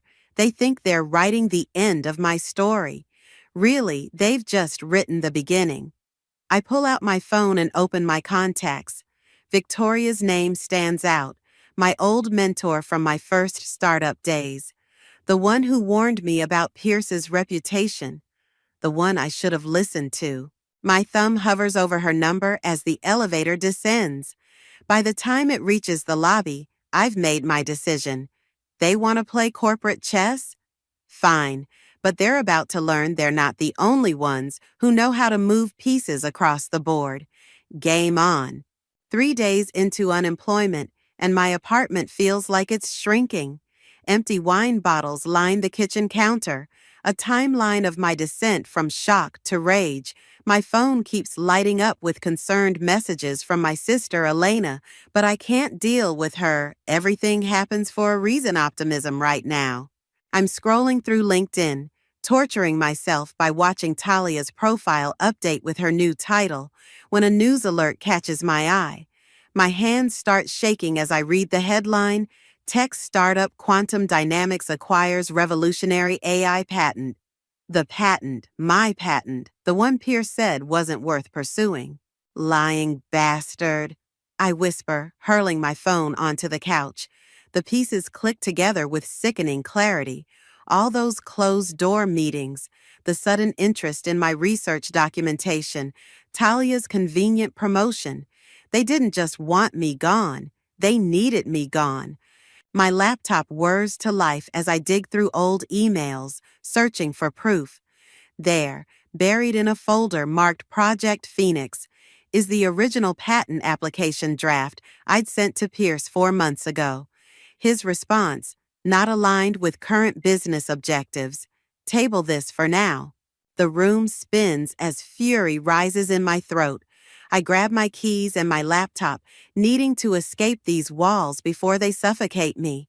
The coffee shop 2 blocks away has been my second office for years. Right now, I need its familiar comfort more than caffeine. Your usual? Marco asks from behind the counter, concern creasing his forehead. Haven't seen you this week. Been busy reevaluating my life choices. I attempt a smile. Make it a double shot today. I'm halfway through my latte when Victoria walks in. Not a coincidence. This has always been our meeting spot. She slides into the chair across from me, elegant as ever in her charcoal blazer. You look like hell, darling. Thanks for coming, I say, closing my laptop. I assume you've seen the news? About quantum? She nods, eyes sharp. Pierce moved faster than I expected. Sloppy. They stole my work, Victoria, right out from under me. My voice cracks. I trusted them. I trusted her. Trust is a luxury in this industry. She reaches across the table, squeezing my hand. But betrayal? That's ammunition if you know how to use it. What are you saying? I'm saying I warned you about Pierce for a reason. I've watched him destroy careers before. But you? She leans back, a slight smile playing at her lips. You might be the first person clever enough to destroy his. My phone buzzes. Talia's name appears on the screen. After 3 days of silence, now she wants to talk? I decline the call, but seconds later, a text appears. Please, I need to explain. Meet me at Riverside Park? Victoria reads the message over my shoulder. Go, she says. But remember, everything she says is either ammunition or misdirection. Choose wisely. The park is quiet this time of day. Talia sits on our usual bench, the one where we used to eat lunch and dream up product features. She looks smaller somehow, hunched against the autumn wind. I tried to tell you, she says as I approach. I wanted to warn you, but Pierce. Save it. I remain standing, using my height to full advantage. I don't need explanations. I need answers. Did you know about the patent? She flinches. Not at first. By the time I found out the deal was already, when? My voice could freeze hell. When did you know? 2 months ago. She stares at her hands. Pierce said if I didn't play along, I'd be next. I had to protect myself. By sacrificing me? Tears burn behind my eyes, but I refuse to let them fall. I would have protected you. That's what friends do. Gianna, please. No. I step back as she reaches for me. You don't get to ask anything of me anymore, but I want you to remember this moment. Remember how it feels, because when everything falls apart, and it will, you'll know exactly who to blame. Walking away, I pull out my phone and text Victoria. I'm in, whatever it takes. Her response comes immediately. Dinner, tonight. Bring everything you have on Project Phoenix. The sun sets behind the city skyline, painting the buildings in shades of revenge. In my pocket, my phone buzzes with another call from Talia. This time, I don't even look at the screen. They thought they could erase me. Instead, they've given me nothing left to lose. And that makes me more dangerous than they could possibly imagine. Victoria's penthouse office feels more like a war room tonight. Stacks of documents cover her glass dining table, while my laptop screen casts a blue glow across our tired faces. The persistent hum of her ceiling fan matches the buzz in my head after 6 hours of strategic planning. Run it by me again, Victoria says, swirling her whiskey. Every detail matters. The patent application wasn't just about AI integration. I pull up the original schematics. It was a complete system architecture. Pierce didn't just steal my idea, he stole the foundation for their entire next-gen platform. And the backup files? Encrypted, stored on my personal cloud drive. I manage a small smile.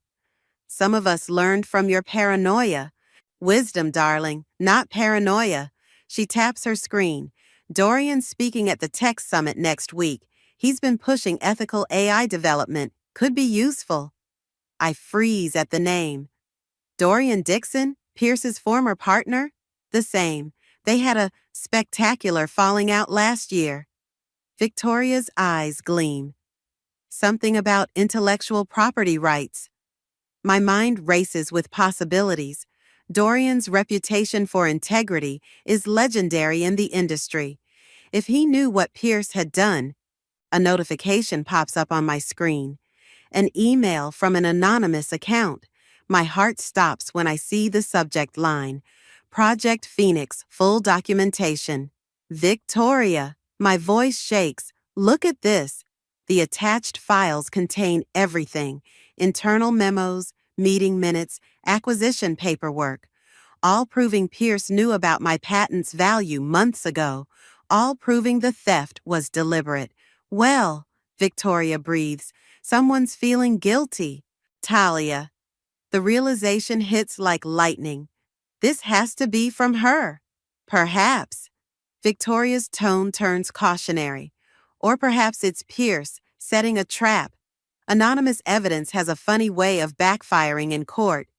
She's right. Using these files would reveal our source, potentially destroying any legal advantage. But something else catches my eye. A calendar invite for tomorrow morning. Pierce is presenting Quantum's acquisition to potential investors. What if we don't need the files? I lean forward, energy surging through my exhaustion. What if we just need the right audience? Victoria's eyebrow arches. I'm listening. The next morning finds me in the lobby of the Millennium Hotel, heart pounding beneath my most expensive suit. Investors and tech journalists mill around, waiting for Pierce's presentation.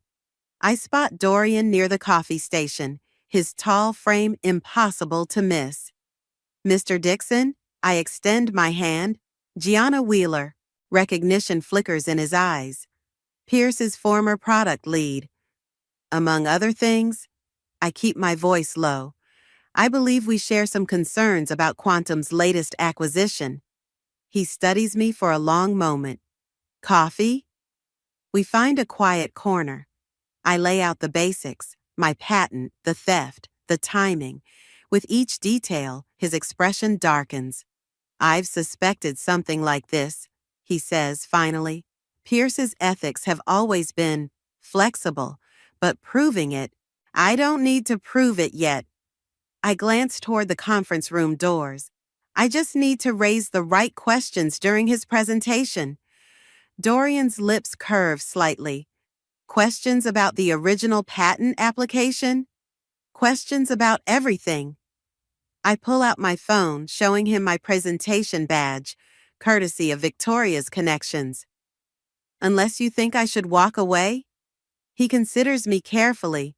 Walking away would be safer. I didn't come here to be safe. No, he says softly. I don't suppose you did. He pulls out a business card, scribbling on the back. This is my private number. When this goes sideways, and it will, call me. The conference room fills quickly. I spot Talia near the front, looking polished but tense. She doesn't see me slip into a seat near the middle, laptop ready. Pierce takes the stage, radiating confidence. Today, we're announcing a revolutionary step forward in AI technology. I wait until he's deep into the technical specifications before raising my hand. Could you clarify something about the core architecture? He falters slightly, finally seeing me. Perhaps we could address questions after. It's just that the design seems remarkably similar to a patent application submitted to Quantum 4 months ago. My voice carries clearly through the room. Before any acquisition discussions with Quantum, interesting timing, wouldn't you say? The room stirs. Journalists' fingers fly across keyboards. Pierce's face hardens as he realizes what's happening. Ms. Wheeler, if you have concerns, my legal team would be happy to. Oh, I have more than concerns. I stand slowly. I have questions, and I think everyone here deserves answers. Talia's face has gone white. Phones are coming out, recording. And in the back of the room, Dorian Dixon leans forward, looking very interested indeed. Game on indeed. The aftermath of the presentation hits like a tsunami. Tech blogs explode with headlines about potential patent theft. Quantum's stock takes a dive, and my LinkedIn inbox floods with messages. But victory feels hollow when my phone lights up with an unfamiliar number. Ms. Wheeler? A clipped professional voice. This is Sandra from Blackwood Legal. We're representing Quantum Dynamics in a cease and desist action. My hands shake as I end the call. Within minutes, the email arrives. Pages of legal threats, demands for silence, warnings about malicious interference. They're trying to scare me. It's working. I forward the email to Victoria, then pace my apartment until she calls back. They're bluffing, she says immediately, but they're also desperate, which makes them dangerous. Pierce is claiming I violated my NDA. My voice cracks. Says he'll sue me into oblivion. Of course he is. You embarrassed him publicly. She pauses. The question is, are you prepared for what comes next? Before I can answer, another call comes in. Dorian. Hold on, I tell Victoria. I assume you've received their legal threat? He says without preamble. Just now, Meet me at the Grove. 1 hour. He hangs up before I can respond. The Grove is quiet for a weekday afternoon. Dorian sits at a corner table, a manila envelope in front of him. His expression is grave. Before we continue, he says as I sit, I need to know exactly what you're trying to achieve here. Justice, recognition for my work, to stop Pierce from, no. He cuts me off. The truth, Gianna, what do you really want? The question hits harder than it should. I want them to hurt like I hurt. I want them to lose everything like I did. He nods slowly. Then you should see this. He slides the envelope across the table. Inside are documents, financial records, board meeting minutes, emails. My stomach lurches as I read. This can't be right. Pierce has been cooking the books for months. Quantum is bleeding money. The acquisition of your patent, it's their last play for survival. Understanding dawns with horrible clarity. If I pursue this, if I prove the theft, the company collapses, hundreds of employees lose their jobs, including many who had nothing to do with what happened to you. My coffee turns bitter in my mouth. All those engineers I used to work with, the marketing team, the customer service reps, all of them casualties of my revenge. Why are you showing me this? Dorian leans back, studying me. Because 15 years ago, I was you, ready to burn everything down because I'd been wronged. Someone showed me the bigger picture. Now I'm doing the same. So I'm just supposed to let them win? The words taste like ash. No, you're supposed to be smarter than them. He pulls out his phone, showing me an email. I'm launching a new venture, ethical AI development with ironclad IP protection. We need a chief product officer. Hope flickers, but suspicion follows. Why would you trust me? Because you had the perfect chance for pure revenge today, but you chose to ask questions instead of making accusations. That shows judgment, character. He smiles slightly. Also, I've seen your patent work. It's brilliant. My phone buzzes, a text from Talia. We need to talk. It's about Pierce, and it's worse than you know. Dorian sees the message. Interesting timing. You think it's a trap? I think, he says carefully, that you have a choice to make. You can destroy Quantum and everyone in it. Or you can build something better, something that makes Pierce and his kind obsolete. I stare at Talia's message, remembering the anonymous email with the documentation. If she's turning on Pierce now, what would you do? I ask Dorian. I'd remember that true power isn't in destruction, it's in creation. He stands, dropping his business card on the table. Call me when you decide. Either way, I suspect things are about to get interesting. At home, I spread everything out on my kitchen counter. The legal threats, Dorian's documents, my original patent work. My reflection in the window looks different somehow. Harder, clearer. I pick up my phone and text Talia. Tomorrow, 8 a.m. You bring proof of whatever Pierce is hiding. I'll bring coffee. Then I email Victoria. Need your advice. Things just got complicated. Finally, I open my laptop and start typing. Not a lawsuit, not a public accusation, but something else entirely. A business plan. Because Dorian's right. If I'm going to do this, I'm going to do it right. Pierce wanted a war. Instead, I'm going to build an empire. The coffee shop is empty at 7:55 a.m., except for Talia, hunched over her laptop like it might shield her from what's coming. 2 cups sit in front of her. She remembers I take mine black. The gesture would mean something if trust wasn't a luxury I can't afford anymore. You look terrible, I say, sliding into the seat across from her. She does, designer clothes wrinkled, dark circles under her eyes. Haven't slept much lately. Guilt does that. Guilt or fear. I leave the coffee untouched. Show me what you found.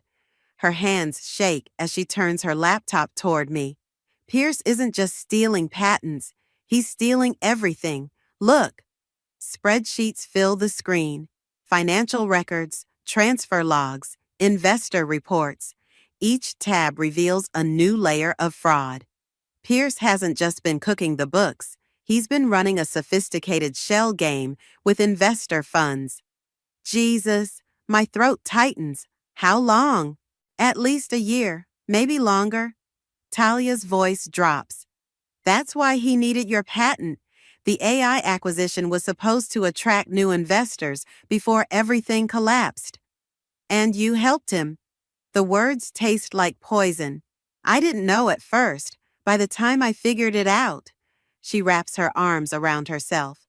He has dirt on everyone, Gianna. Things that could destroy careers, relationships, lives. What does he have on you? Her silence speaks volumes. My phone buzzes. Victoria, where are you? Emergency meeting in 20. Bring your laptop. I have to go. I stand, finally meeting Talia's eyes. Whatever Pierce has on you, get ahead of it. Because when this breaks, and it will break, you don't want to be on the wrong side. Victoria's office is a hurricane of activity. Dorian paces by the window, while Victoria directs what looks like a small army of lawyers via video call. Pierce moved faster than we expected, she says as I enter. He's calling an emergency board meeting. Today. My stomach drops. To do what? To authorize a merger. Dorian turns from the window.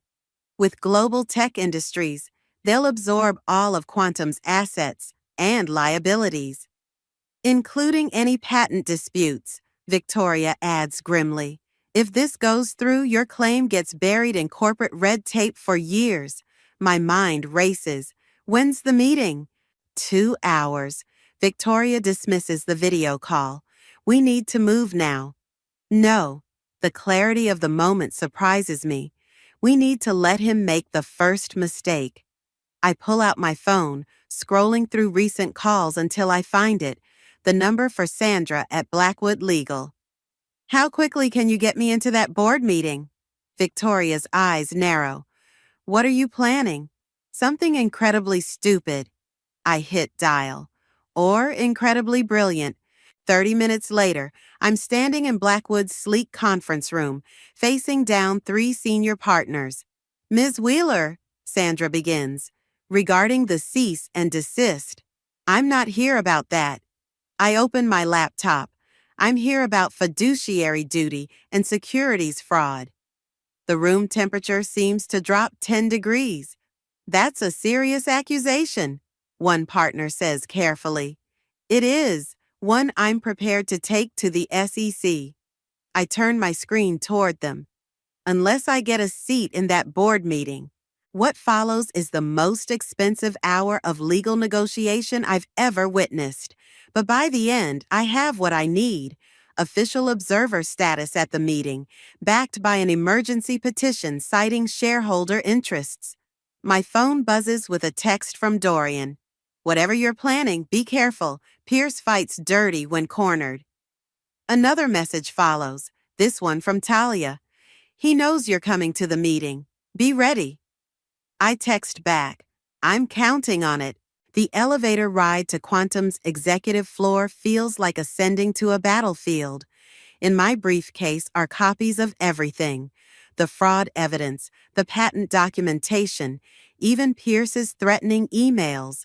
But my most powerful weapon is something else entirely, the truth about what happens when power corrupts. The boardroom doors loom ahead. Through the glass, I can see Pierce at the head of the table, looking confident as ever. He doesn't know that his perfect escape plan is about to become his perfect trap. My phone buzzes one last time. Victoria. Remember, you're not just fighting for yourself anymore. Make it count. I straighten my jacket, check my reflection in the chrome elevator doors.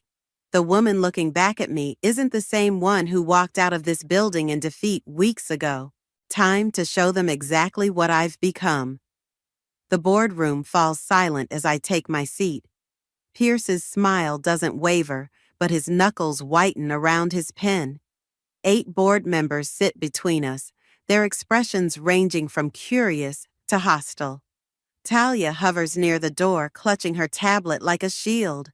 Before we begin, Pierce says smoothly, I move to exclude Ms. Wheeler due to conflict of interest. Actually, I interrupt, sliding a document forward.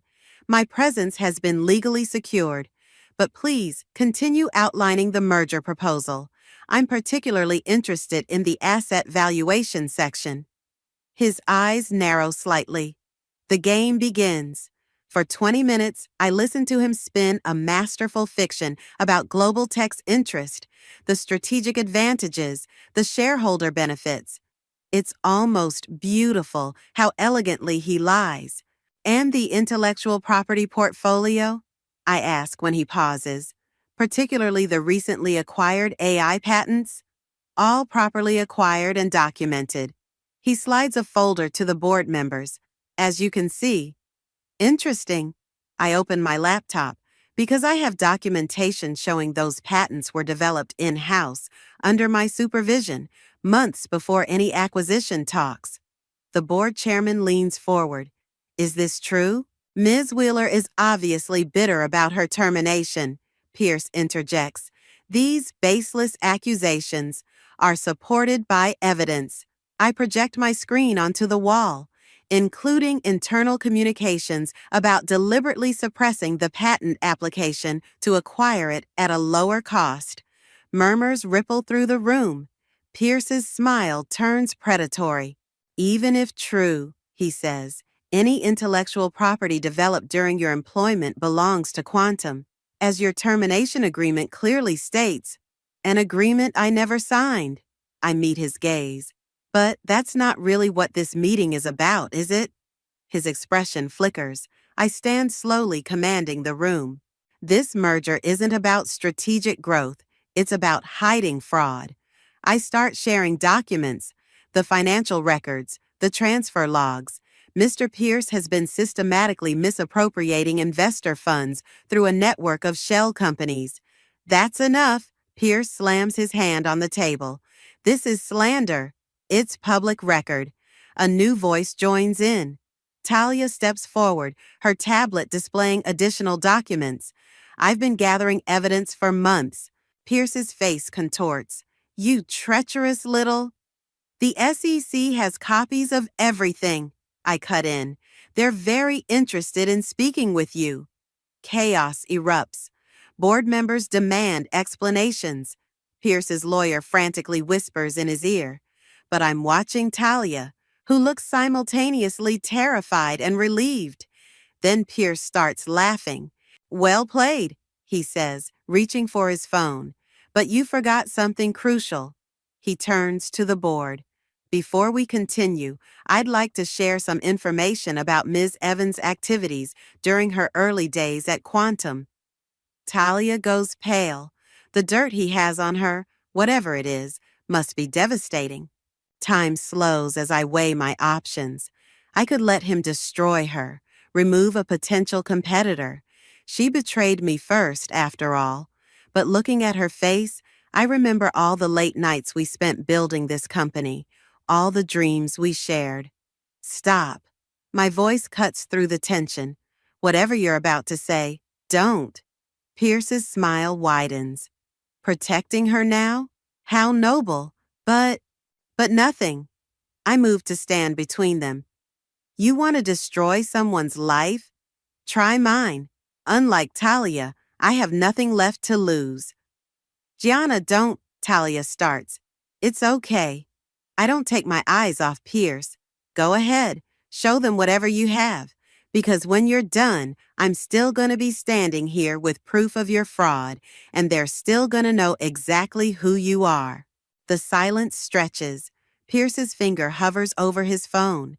Then, surprisingly, he laughs again, but this time it sounds hollow. You've changed, he says quietly. You have no idea. The board chairman clears his throat. I think we've heard enough. This meeting is suspended pending an emergency audit.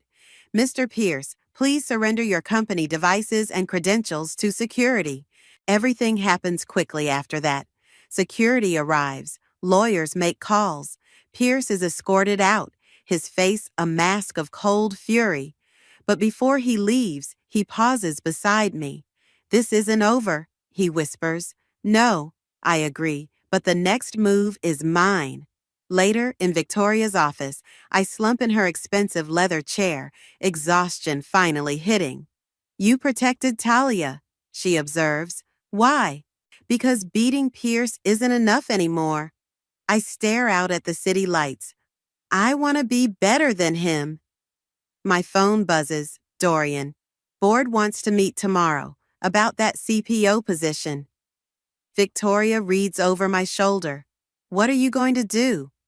I think about Pierce's face as he left, about Talia's gratitude, about the weight of choices and consequences. I'm going to build something, I say finally. Something he can't touch. But first, I have to survive whatever he's planning next. Because men like Pierce don't lose gracefully. They burn everything down on their way out. And the fire is just getting started. The Tech Innovation Summit buzzes with nervous energy. Everyone's talking about Quantum's implosion, about Pierce's disappearance after the board meeting. I adjust my presentation slides one last time, trying to ignore the whispers that follow me through the conference hall. Ready?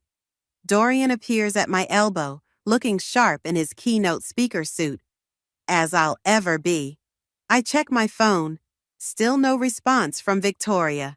She was supposed to be here an hour ago. She'll make it.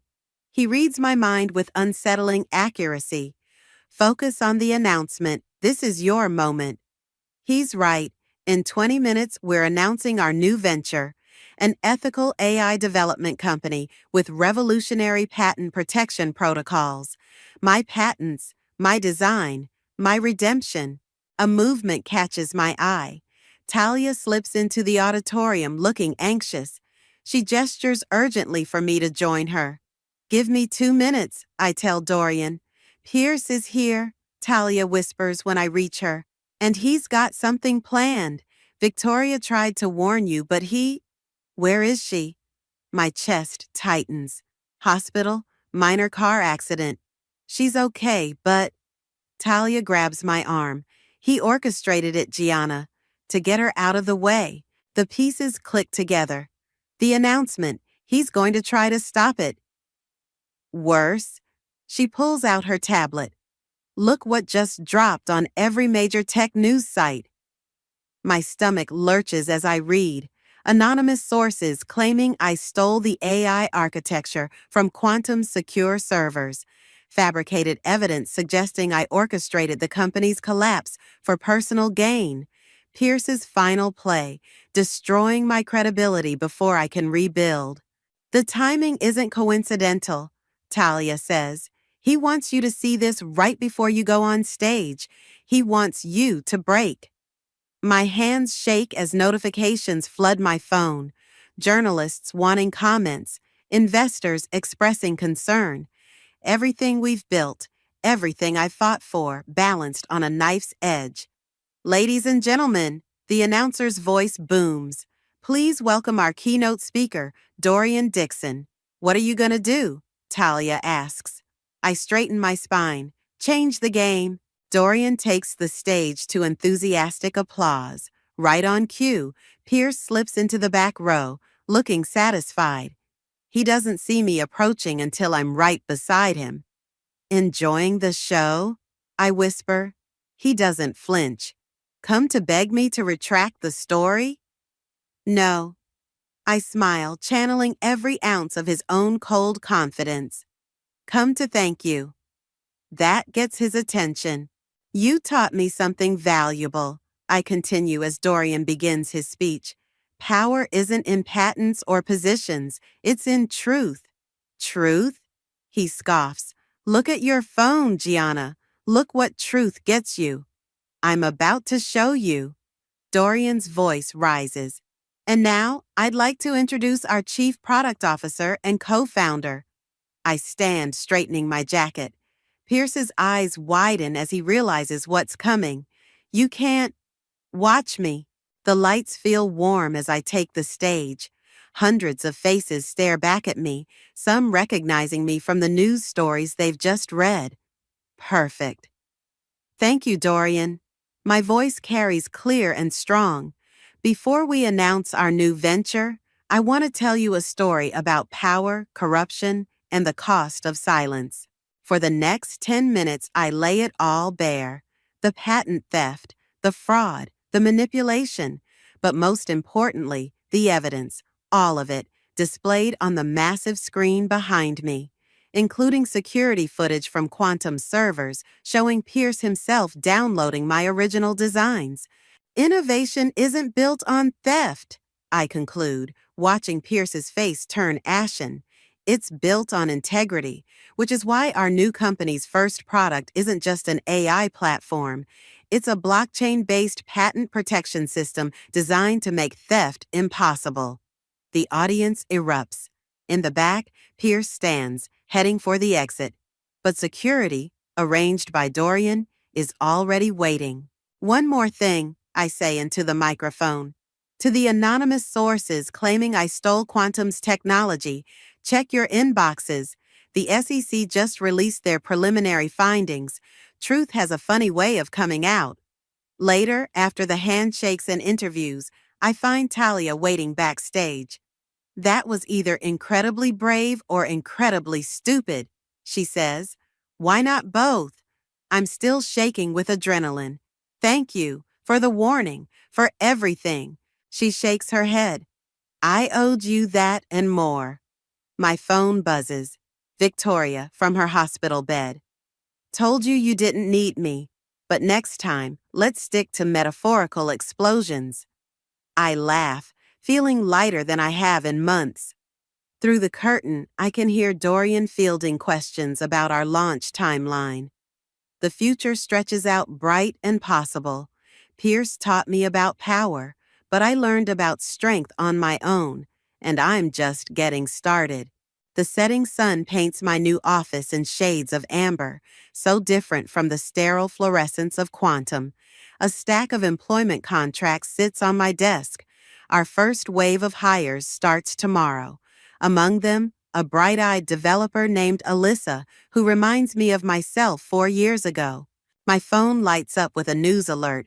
Former Quantum CEO accepts plea deal. I don't need to read it. I was there this morning watching Pierce's carefully constructed facade finally crumble in the federal courthouse. A knock at my door pulls me from the memory. Got a minute? Dorian asks. Several, actually. I gesture to the visitor's chair. First time I've had breathing room in weeks. He sits, sliding a folder across my desk. The board approved your proposal, full autonomy on the mentorship program. I open the folder, scanning the documents. Everything I asked for, resources, funding, support staff, a real chance to change how the industry develops talent. There's something else. Dorian's tone makes me look up. Talia reached out. She's starting a consulting firm focused on ethical business practices, wants to partner with us on compliance training. The irony almost makes me laugh. What did you tell her? That it was your call. I stand walking to the window. Below, San Francisco bustles with evening energy. Somewhere out there, Pierce is facing the consequences of his choices. Somewhere else, Victoria is probably terrorizing her physical therapist with demands to return to work. You know, I say slowly, someone very wise once told me that true power isn't in destruction. It's in creation. Sounds like a smart person. He has his moments. I turn back to face him. Tell Talia yes, but with conditions. Everything transparent, everything above board. You sure? No. I smile. But that's kind of the point, isn't it? Trust isn't about being sure. It's about being brave enough to try again. Another knock interrupts us. Alyssa stands in the doorway, looking nervous but determined. Sorry to interrupt, but I had some ideas about the patent protection system, improvements on the blockchain integration. Come in, I say, recognizing the fire in her eyes. Show me what you've got. As she spreads her diagrams across my desk, enthusiasm pouring out, I catch Dorian hiding a smile. I'll leave you to it, he says, heading for the door. Oh, and Gianna? Victoria called. She's breaking out of rehab tomorrow. Her words, not mine. I laugh. Some things never change. For the next hour, I listen to Alyssa's ideas. They're rough but brilliant, exactly the kind of innovation I once brought to Pierce. But instead of stealing her work, I grab a marker and join her at the whiteboard. Okay, I say, let's build on this, together. Later, after Alyssa leaves clutching pages of notes and practically vibrating with excitement, I find myself alone in the quiet office. My reflection in the window looks serene, powerful, but not in the cold way Pierce wielded power. This feels different, warmer, real. My phone buzzes one last time. A text from an unknown number. You won. Congratulations. I delete it without responding.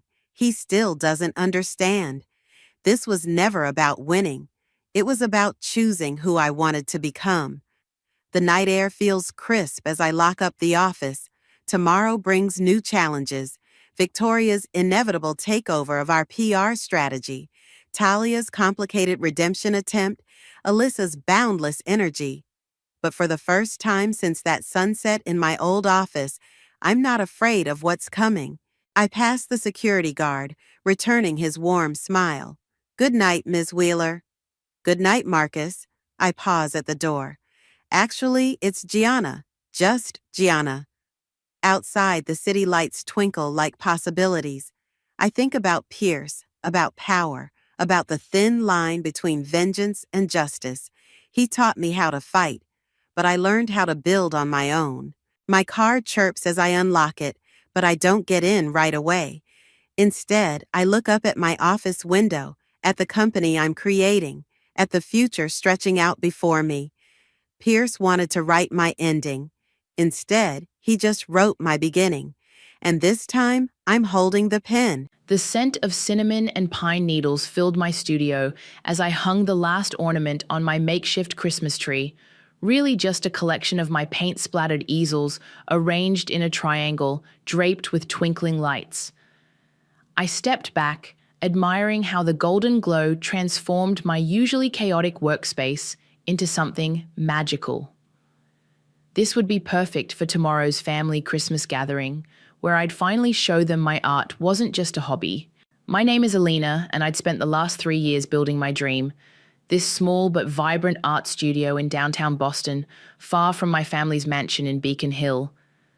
The space wasn't much, but it was mine. My phone buzzed. Mom. Alina, dear, your father and I need to speak with you. Now.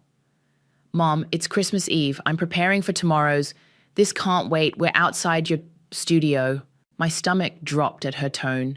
I hurried downstairs, where my parents' black Mercedes stuck out like a sore thumb among the neighborhood's beat-up Hondas and Toyotas. Darling, Mom said as I opened the door, her Hermes scarf wrapped tight against the December chill. This really can't go on. Dad stood behind her, his usual commanding presence somehow more severe in the dim streetlight. Come inside, I said, leading them up the narrow staircase. I've decorated for tomorrow. I thought maybe we could have the family gathering here this year, show everyone what I've been working on. That's precisely what we need to discuss, Dad cut in, his voice sharp. This experiment of yours has gone far enough. I switched on the studio lights, illuminating my latest pieces, large, bold canvases exploring themes of freedom and constraint. Mom visibly winced at a particularly vibrant abstract. The Stevensons asked about you at the club yesterday, Mom said, perching herself on the edge of my paint-stained couch. I had to lie about where you were. Do you know how humiliating that was? I don't understand. I'm working, creating art. Creating embarrassment, Dad interrupted. The Rice name means something in this city. We can't have our daughter playing artist in some rundown neighborhood. Playing artist? My voice cracked. I sold 3 pieces last month. I'm having a show in February. Enough. Dad pulled out his phone, showing me a real estate listing. We've found a buyer for this space, above market value. The money will help you start fresh, perhaps in marketing or PR. Something respectable. The room started spinning. You're trying to sell my studio? You can't. The lease is in my name. We've spoken to the building owner, Mom said softly, as if gentleness could soften the blow. He's willing to break your lease, given our influence. This is my life, I whispered, touching one of my canvases. My work. It's time to grow up, Alina, Dad said. You have until New Year's to decide. Either sell this place and come back to the family business or what? Mom stood, straightening her Chanel jacket. Or we'll have to distance ourselves completely. No more trust fund, no family connections, no support. You'll be on your own. The Christmas lights twinkled mockingly in the silence that followed. You're asking me to choose between my passion and my family? My voice was steady, surprising even myself. We're asking you to choose a proper future, Dad corrected. The Rice name. Is that all you care about? The family name? Don't be dramatic, darling, Mom sighed. We're trying to help you. I looked around my studio, at the paint-splattered floors, the half-finished canvases, the Christmas decorations I'd hung with such hope just hours ago. Then at my parents, standing there in their expensive clothes, trying to erase everything I'd built. Get out. Excuse me?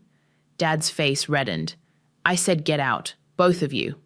If you can't support who I am, what I love, then maybe we shouldn't be family at all. Alina, think about what you're saying, Mom pleaded. I have thought about it every day for the past 3 years while you've been ashamed of me. Now please, leave. They left without another word, the door closing with a final click. I stood there, surrounded by my art, my dreams, my rebellion, until the tears finally came.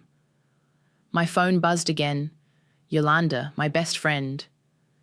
Still on for Christmas cookies tonight? Through blurry eyes, I typed, change of plans. Bring wine instead. I grabbed my coat and headed for the door, pausing to look back at my makeshift Christmas tree. The lights still twinkled, but now they seemed to shine with a different purpose. Not celebration, but defiance. 3 months after Christmas, I was still finding tinsel in odd corners of my studio.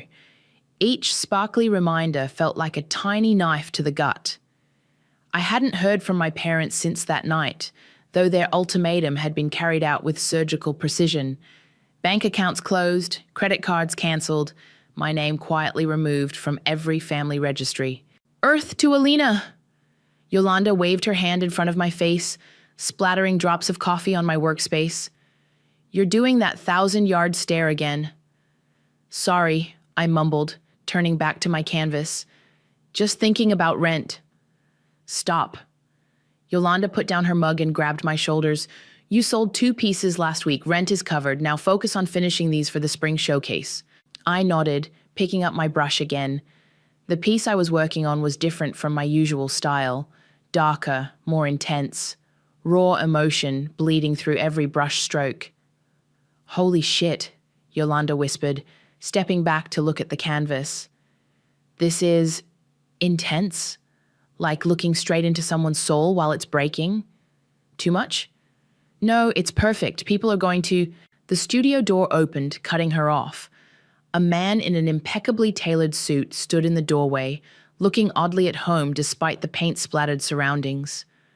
I apologize for interrupting, he said, stepping inside. The gallery downstairs said I might find Alina here.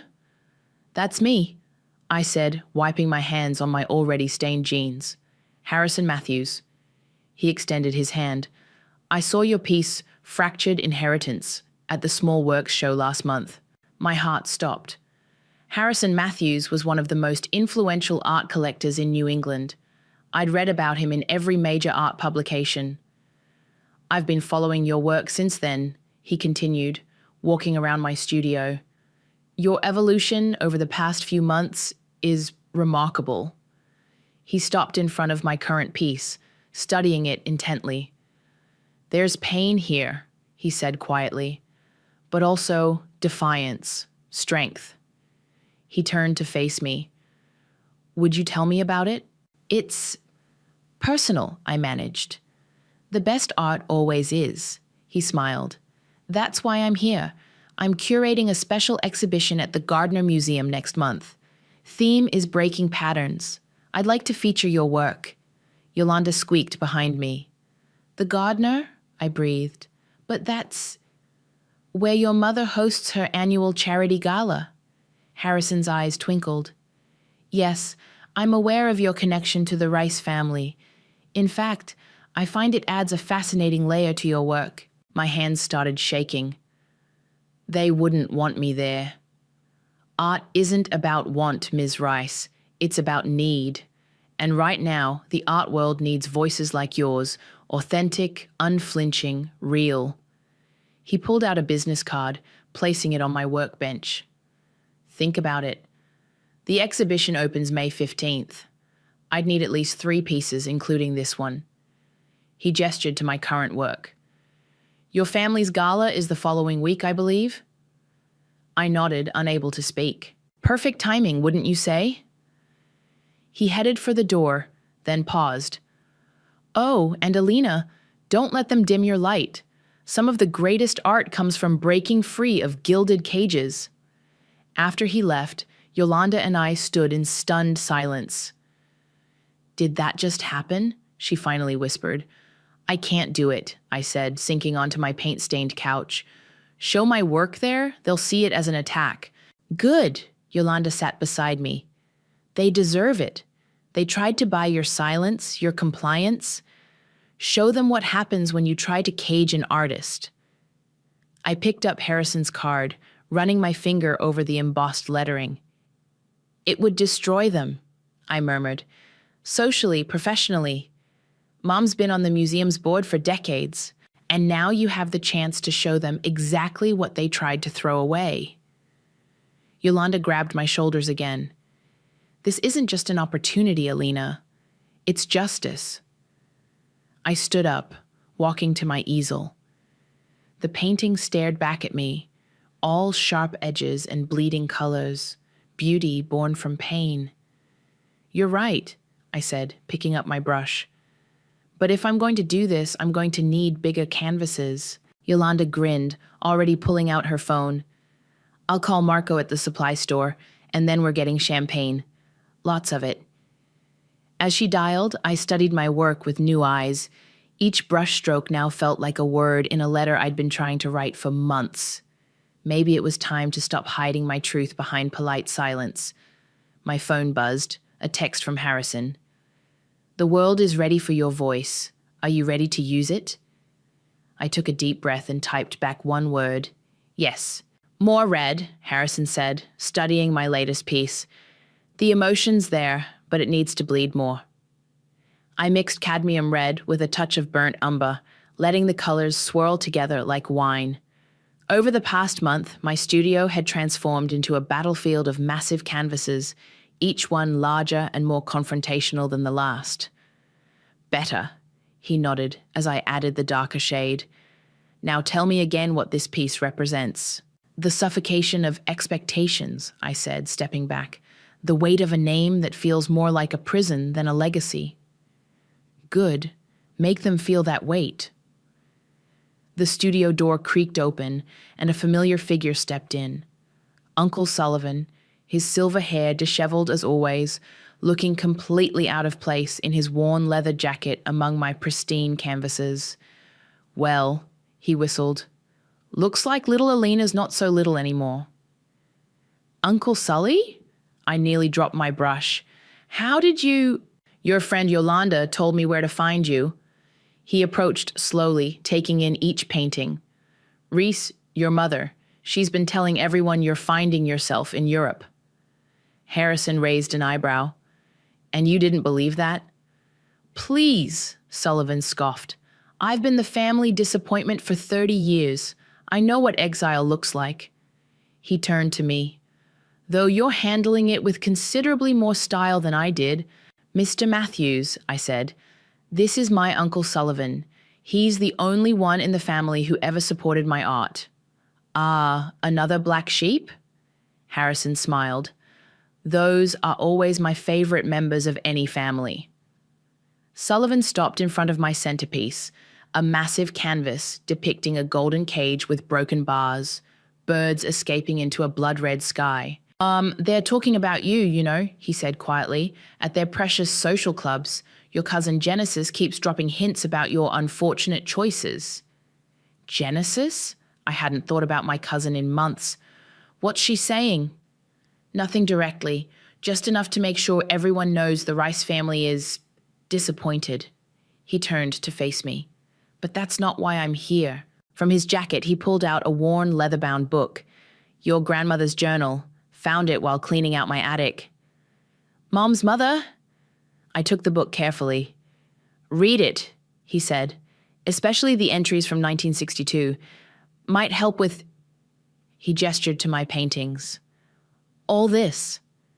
I opened the journal to a random page, my grandmother's elegant handwriting filling the yellowed paper. They say a woman's duty is to uphold the family name. But what if the name itself is built on silence? She wanted to be a writer, Sullivan explained. Wrote 3 novels before your grandfather made her stop. Said it wasn't proper for his wife to tell stories. Harrison stepped forward, suddenly interested. Did she ever publish? Under a pen name? Sullivan nodded. After he died. Won some awards too, but by then Reese was grown, already married to Bennett, already obsessed with being proper. He touched the journal gently. Your grandmother died thinking she'd failed as a mother because Reese turned out exactly as your grandfather wanted. My hands shook as I held the journal.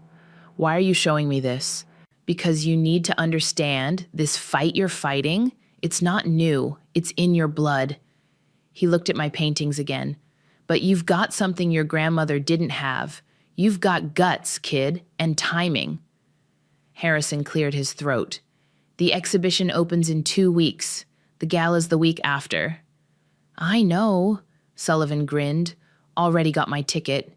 Wouldn't miss it for the world. They'll try to stop it, I said. Once they find out, let them try. Sullivan's voice hardened.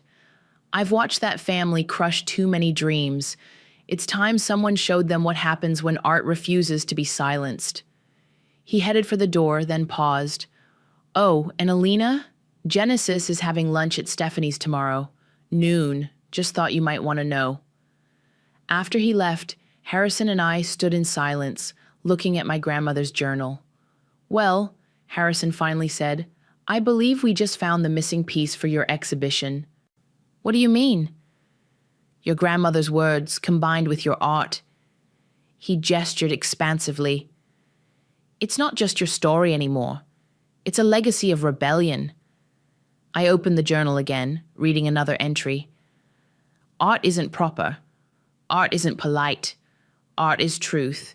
And truth is always dangerous to those who build their lives on lies. I need more canvas, I said, already reaching for my phone. And I need to make a lunch reservation for tomorrow. Harrison smiled. Now that's the fire I've been looking for. Show them what happens when you try to cage 2 generations of artists. I looked at my paintings, at my grandmother's journal, at the future suddenly opening up before me. No, I said. I'll show them what happens when the cage finally breaks. Stephanie's hadn't changed. Same white tablecloths, same soft jazz, same wealthy clientele pretending not to watch each other over their overpriced salads. I spotted Genesis immediately, her perfect blonde hair catching the sunlight as she typed on her phone. Well, look who's still in Boston, I said, sliding into the seat across from her. Genesis jumped, nearly dropping her phone. Alina? I thought you were in Europe. Did Mom tell you that? I signaled the waiter. Martini? Extra dirty. She'll have another glass of her rosé. How did you know what I was drinking? Some things never change, I smiled. Like how you always meet your gossip sources here at noon on Tuesdays. Genesis shifted uncomfortably. I don't know what you're... Please, you've been dropping hints about my unfortunate choices all over town. At least have the courage to say it to my face. The waiter brought our drinks. Genesis took a large sip of hers. Aunt Reese is devastated, she finally said. You're breaking her heart. By following my passion? By refusing to be another empty socialite? By embarrassing the family? Do you know what people are saying? Actually, I don't. Tell me. Genesis leaned forward, lowering her voice. They're saying you had some kind of breakdown, that you're living in some dirty artist commune doing God knows what. I laughed, loud enough to make nearby diners turn. Is that the best you could come up with? It's not funny, Alina. The gala's coming up, and everyone's asking if you'll be there. Aunt Reese had to tell the board you're dealing with personal issues. Personal issues? I took a sip of my martini. Like finally being honest about who I am? Like throwing away everything your parents gave you for some hobby. Hobby? I pulled out my phone, showing her Harrison's latest email. Is that what you call being featured at the Gardner? Genesis's face went pale as she read. The Gardner? But that's where Mom's hosting the gala. Yeah, funny coincidence, isn't it? You can't, she whispered. It would destroy her. Like she tried to destroy me? I stood up, dropping money on the table. You know what the difference is between you and me, Genesis? I actually have talent, real talent, not just a trust fund and a good name. Wait, Genesis grabbed my arm. There's something you should know about the gala. What about it? Aunt Reese, she's announcing her nomination for the museum's board presidency that night. It's practically guaranteed, unless something embarrasses her? I smiled. Like her disowned daughter having an exhibition in the same museum? Please, Alina, she's worked so hard for this. So have I. I pulled my arm free, and unlike her, I earned every bit of it. You're just doing this for revenge. No, I said, gathering my coat. I'm doing this because I'm an artist. The revenge is just a bonus. I was halfway to the door when Genesis called out. They'll never forgive you for this. I turned back. Maybe, but I'll never forgive them for making me choose between their love and my truth. Outside, my phone buzzed. A text from Harrison. How did lunch go? Better than expected, I replied. Genesis just gave me exactly what I needed. Which is? The perfect timing for my exhibition's opening night. Back at the studio, I found Uncle Sullivan waiting, a mischievous glint in his eye. Heard you had lunch with Genesis, he said. How's our little informant? Terrified. I picked up my brush, facing my largest canvas yet. She told me about Mom's board nomination. Ah, he nodded. The crown jewel in Reese's social climbing career.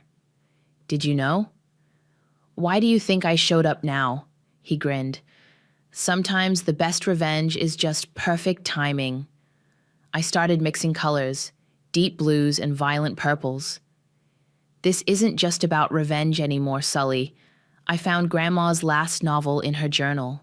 The one about the woman who burned down her husband's social club?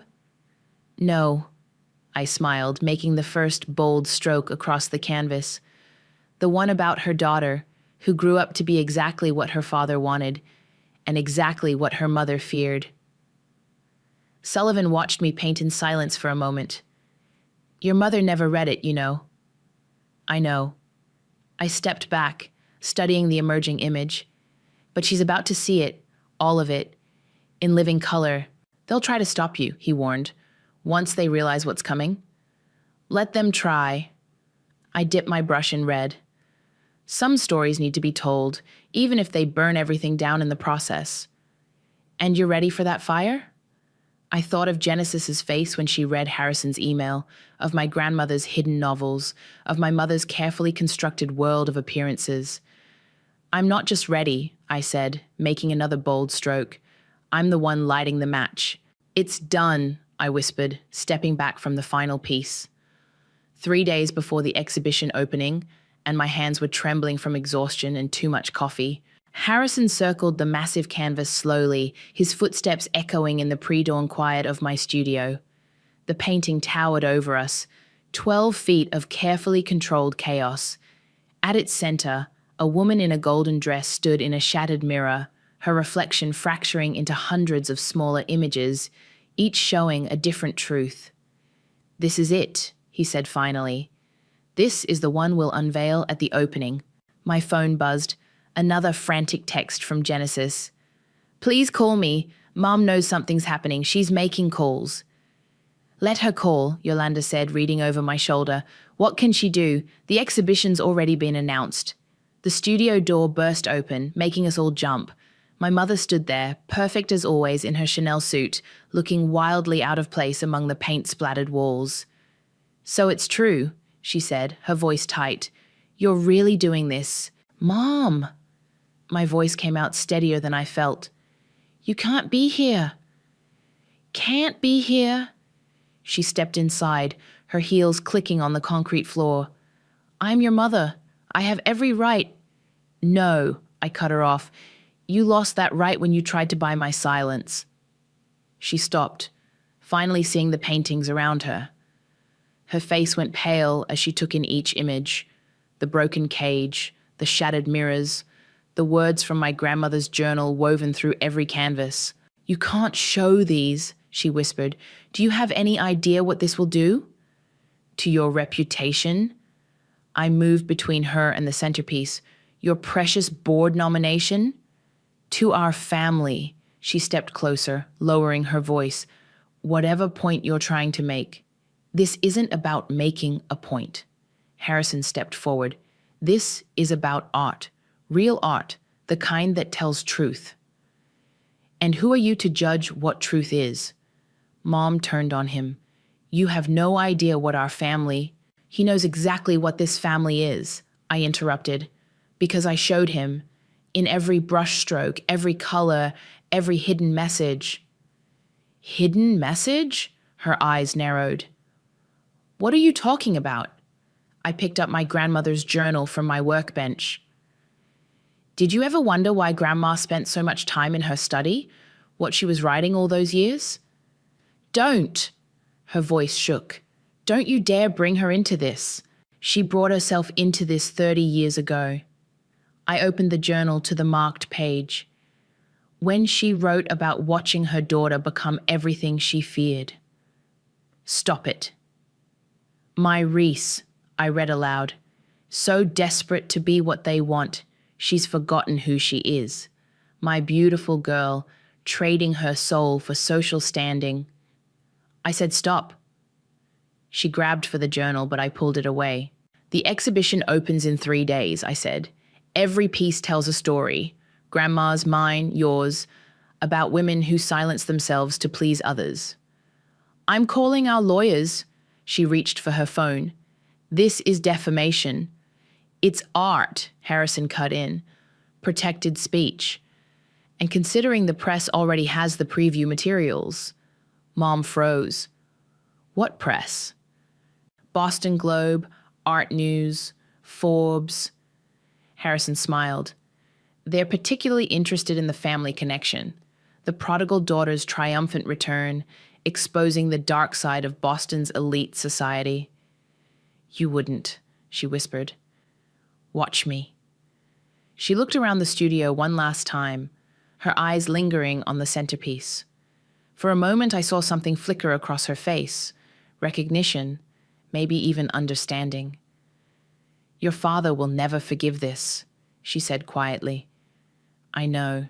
We'll be ruined." "No." I stepped closer.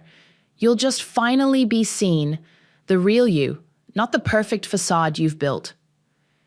She turned to leave, then paused at the door. "That woman in the painting, in the gold dress?" "Yes. She looks like me, at your age." "She is you, Mom, the you that existed before you let them cage you."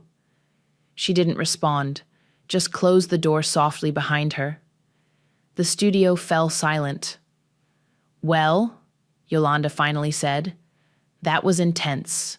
"It's not over," Harrison warned. "She'll try something before the opening. Let her." I turned back to the centerpiece, touching the still wet paint gently. Some things need to be broken before they can be fixed. My phone buzzed again. "Uncle Sullivan. Just heard Reese was at your studio. You okay?" "Better than okay," I typed back. "The final piece is done." And I looked at the painting, at the woman in the golden dress, at all the fractured truths finally coming to light. "And it's beautiful," I replied.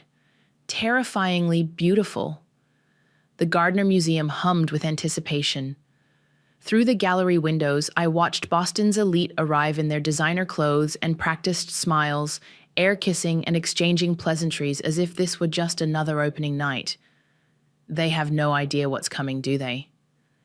Yolanda adjusted my black dress, a far cry from the paint-stained clothes I usually wore. 5 minutes until doors open, Harrison announced, appearing beside us. The press is already asking about the covered centerpiece. Let them ask. I touched the massive velvet drape hiding my final piece. Some surprises are worth waiting for. The gallery doors opened and the crowd flowed in like an expensive tide. I recognized faces from my old life, board members, family friends, social climbers who'd once smiled at me at country club brunches. Now they whispered behind their champagne glasses, pointing discreetly at my paintings. "Darling," Uncle Sullivan's voice boomed across the room. He wrapped me in a bear hug, smelling of leather and good scotch. "They're all here. Every last one of them." "Mom and Dad?" Back corner, Reese is doing her best to pretend this isn't happening, but Bennett looks like he's about to burst a blood vessel. I glanced where he indicated. My parents stood rigid, barely touching their champagne. Mom wore her armor, a perfectly tailored Oscar de la Renta gown, while Dad's jaw clenched visibly, even from across the room. "Ladies and gentlemen," Harrison's voice cut through the murmurs, "if you'll gather round, we're about to begin." The crowd shifted, forming a loose semicircle around the covered centerpiece. I saw Genesis slip in late, her face pale as she took in the other paintings. "Tonight," Harrison continued, "we celebrate not just art, but truth. The kind of truth that often hides behind family names and social expectations." He gestured to me. "Alina?" My heels clicked against the marble floor as I stepped forward. The crowd's silence felt heavy, expectant. "These paintings tell a story," I said, my voice carrying in the hushed space. "Not just my story, but the story of every person who's ever been told to be less, to be quiet, to be proper." I met my mother's eyes across the room. "It's about the cages we build, the masks we wear, and what happens when we finally break free." I nodded to Harrison. 2 assistants stepped forward, gripping the velvet drape. "Mother," I said clearly, "this one's for you." The drape fell. Gasps echoed through the gallery. In the stunning silence that followed, I heard my mother's sharp intake of breath. The painting towered over everyone, 12 feet of carefully controlled chaos. The woman in the golden dress, my mother's younger self, stood among shattered mirrors, each fragment reflecting a different truth. A young girl writing poetry, a woman crying behind closed doors, a daughter becoming her father's perfect creation. And woven through it all, in delicate gold script, were my grandmother's words: "The greatest tragedy is not the breaking of a heart, but the silencing of a soul." "Oh my God," Genesis whispered loudly. "Those are Aunt Reese's journals." "No," my mother's voice cut through the silence. She stepped forward, her hands shaking. "Those are my mother's words, the ones I pretended not to hear, the ones I tried so hard to forget." The crowd parted as she approached the painting. Up close, the details were unmistakable: the exact shade of her favorite childhood dress, the diary she used to hide under her mattress, the dreams she packed away to become the perfect society wife. "You had no right," she whispered, but her voice lacked conviction. "I had every right," I replied softly. "Just like Grandma had every right to write her novels. Just like I have every right to paint my truth." Dad stepped forward, his face dark with rage. "This ends now. I'll buy every painting. Name your price." "They're not for sale," Harrison interjected smoothly. "In fact, they've already been acquired by the museum's permanent collection." The whispers grew louder. Mom swayed slightly, reaching for support. "Reese?" A board member approached cautiously. "Perhaps we should discuss the nomination." "No need," my mother said, her voice suddenly clear. She turned to face the crowd, her spine straightening. "I'm withdrawing my name." "Mom?" Genesis gasped. "It's time for some truth, isn't it?" Mom looked at me, really looked at me, for the first time in months. "My daughter isn't the disappointment here. I am. I disappointed myself, my mother, and worst of all, I disappointed the artist my daughter became. She touched the painting gently, tracing one of the written lines. "The silencing of a soul," she murmured. Then, louder, "Well, no more silence, not tonight." The gallery erupted in chaos, but all I could see was my mother's face, transformed by something that looked surprisingly like freedom. Uncle Sullivan appeared at my side, grinning. "Now that," he whispered, "is what I call a masterpiece." The aftermath of the exhibition opening felt like the eye of a hurricane. Reporters swarmed the gallery, cameras flashing, questions flying. Dad had stormed out, followed by most of his business associates. Genesis hovered uncertainly between groups, her social butterfly wings finally clipped. "Ms. Rice," a reporter thrust a microphone toward me. "Your exhibition seems to be a direct critique of Boston's elite society. Was that your intention?" Before I could answer, my mother stepped forward. "My daughter," she said clearly, "has done what I never had the courage to do. She told the truth." The reporters turned to her like sharks sensing blood. "Mrs. Rice, how do you respond to the personal nature of these paintings?" "Personal?" Mom laughed, a sound I hadn't heard in years. "Art should be personal. It should hurt. It should heal. My daughter's work does both." Harrison appeared at my side. "The Times is calling it a searing indictment of generational trauma disguised as social obligation." "Disguised?" Uncle Sullivan snorted, joining us. "Looks pretty damn obvious to me." A commotion near the entrance drew our attention. My father had returned, this time with a man in an expensive suit clutching a leather briefcase.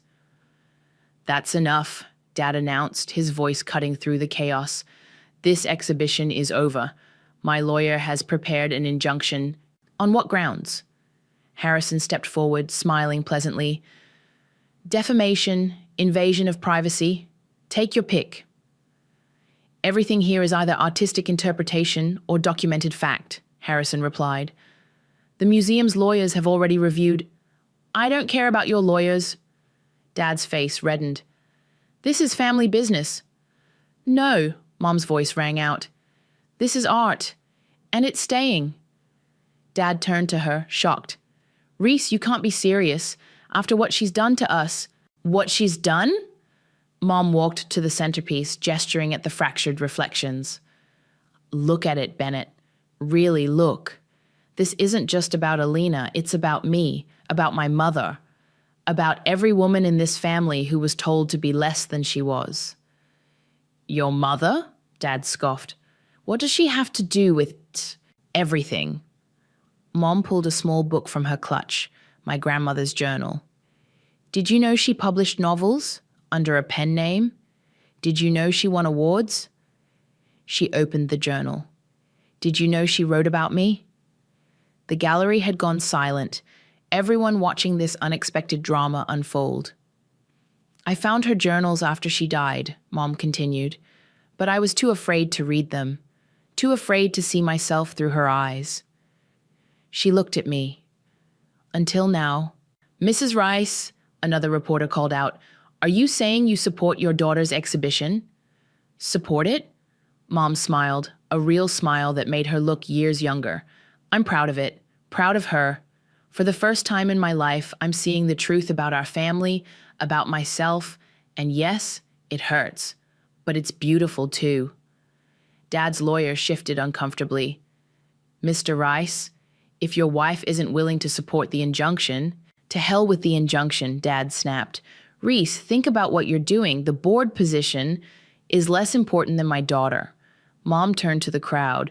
"Yes, I'm withdrawing from the board nomination because it's time for new voices, new perspectives. It's time for truth." Genesis suddenly stepped forward. "Aunt Reese is right." She faced the reporters. "This family, we've all been living behind masks. Alina's just the first one brave enough to break hers." The reporters surged forward again, questions overlapping. Through the chaos, I felt a hand slip into mine. "Mom."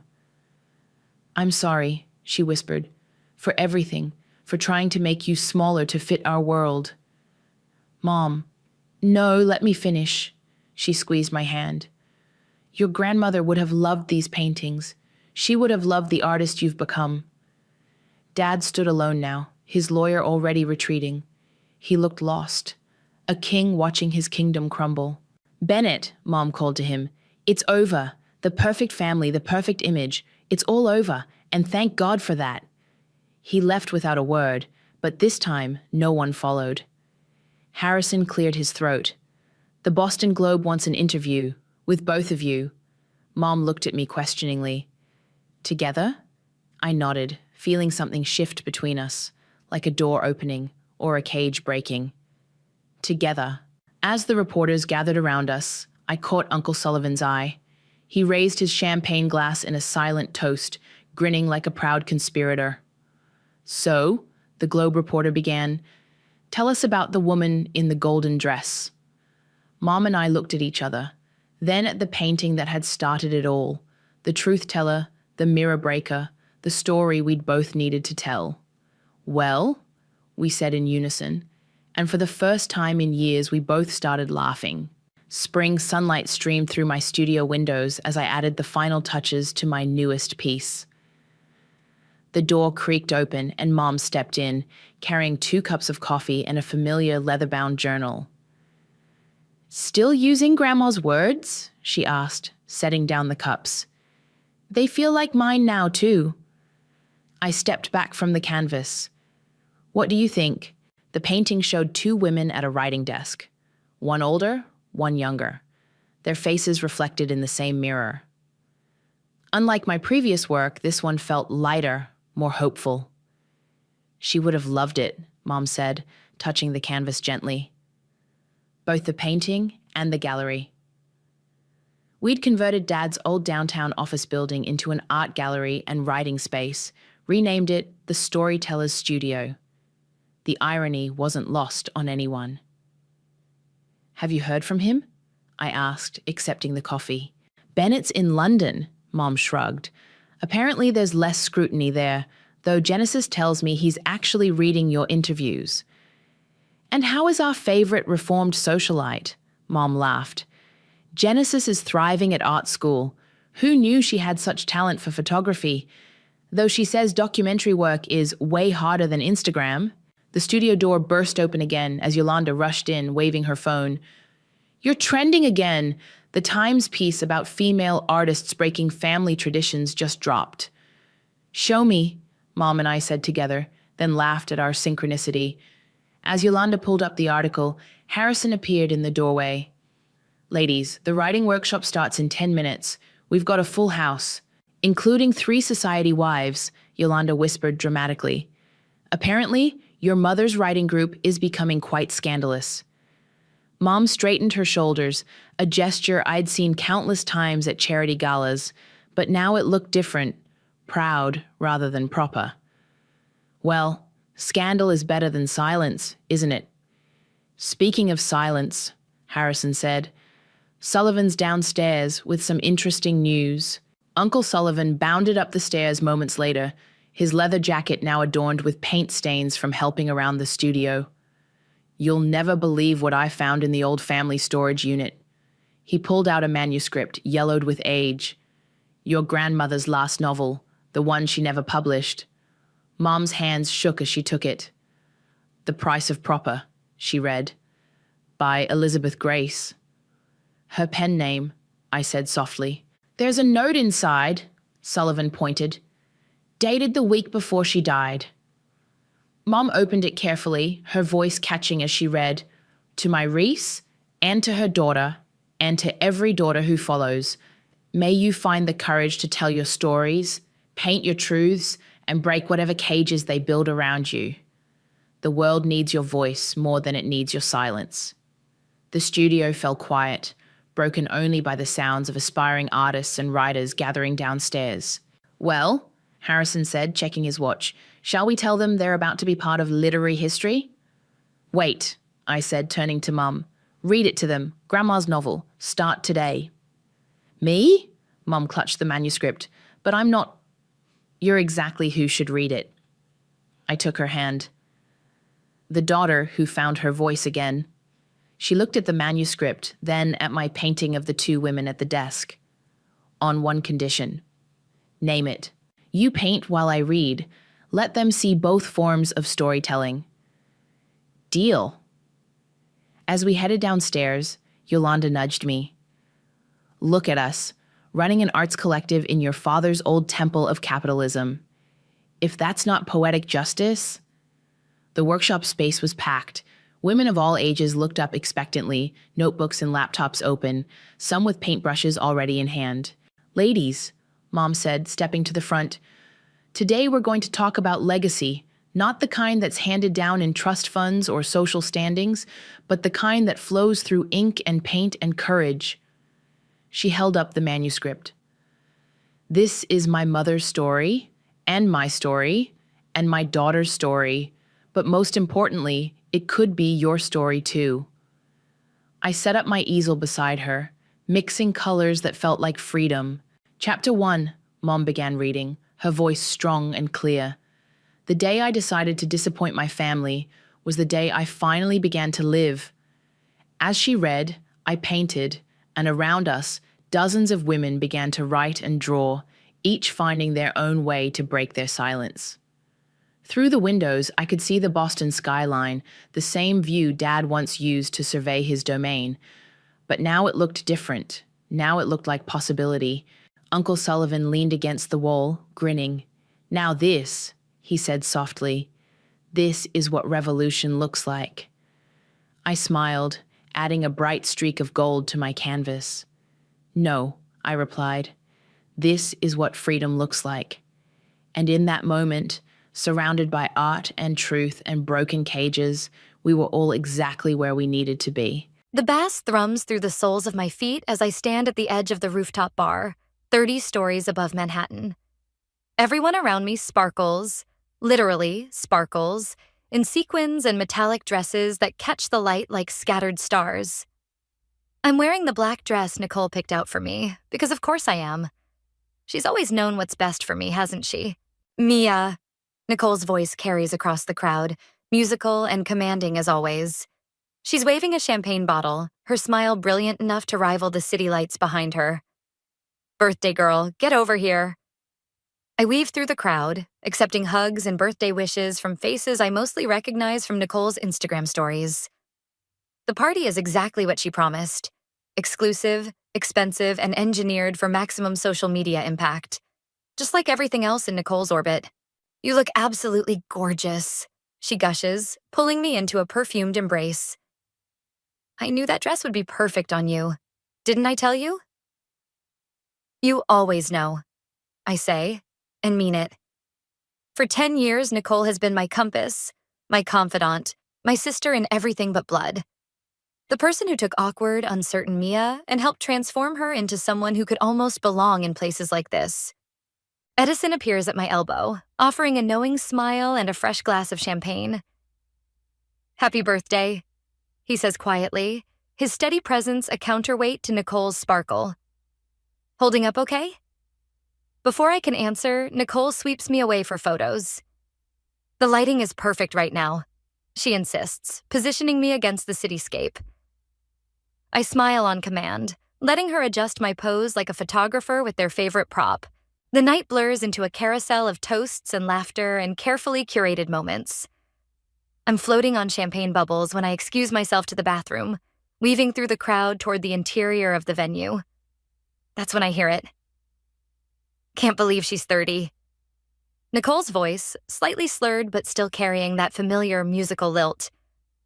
God, remember when we met her? So desperate to belong somewhere? I freeze, one hand on the bathroom door. The voices are coming from around the corner, just out of sight. She's sweet, though. Another voice. Pearl, I think. You two are like sisters.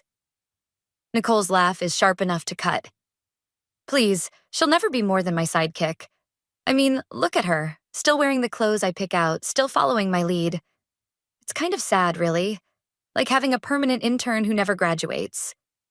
The words hit like ice water, shocking me sober. My chest constricts as a decade of memories suddenly shift, kaleidoscope-like, into new and horrible patterns. That's harsh, Pearl says, but she's laughing too. It's true, though. I love her, but come on. Some people are meant to be supporting characters. At least she's good at it. I back away from the bathroom, my heels suddenly unsteady beneath me. The party lights seem too bright now, harsh and exposing. Every smile directed my way feels like pity. Every laugh sounds like mockery. My phone buzzes, a text from Edison. You okay? You look pale. I scan the crowd and find him watching me with concern. Beyond him, Nicole has returned to holding court, champagne in hand, radiant as ever. She catches my eye and waves, blowing an exaggerated kiss. My stomach lurches. 10 years of friendship telescope down to this moment, this revelation. Every time she's helped me with my career, every introduction she's made, every piece of advice she's given. Was it all just to keep me safely in her shadow? I grab my clutch and head for the elevator, ignoring the calls of, "Birthday girl, where are you going?" My hands shake as I press the lobby button. In the mirrored walls, I see myself as Nicole sees me. The faithful sidekick, the eternal supporting character, carefully styled in a dress she chose. But there's something else in my reflection, too. Something hard and bright in my eyes that wasn't there before. Because what Nicole doesn't know, what she's forgotten in her champagne-soaked superiority, is that I'm the one person who knows where all her bodies are buried. 10 years of secrets, of covering for her, of being the reliable friend who helps clean up her messes. The elevator doors open to the lobby, and I step out feeling lighter than I have all night. Tomorrow, Nicole will wake up to find her carefully constructed world beginning to crumble.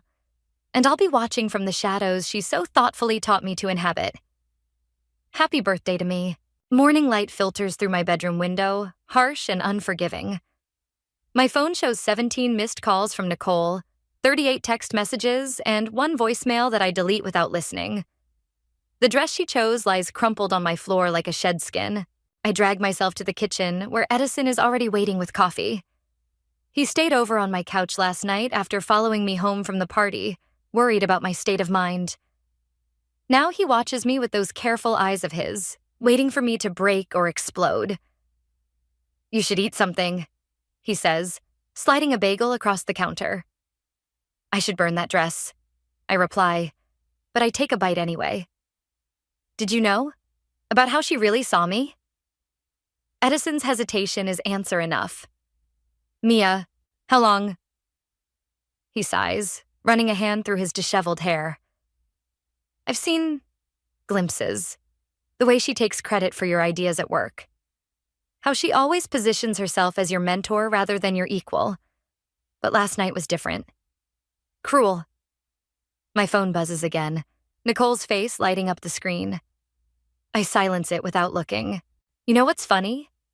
I say, staring into my coffee. Yesterday morning, I was helping her damage control her latest crisis. Again. She called me at 5 a.m. panicking about some documents that could ruin everything if they got out. And I dropped everything to help because that's what sidekicks do, right? Edison straightens.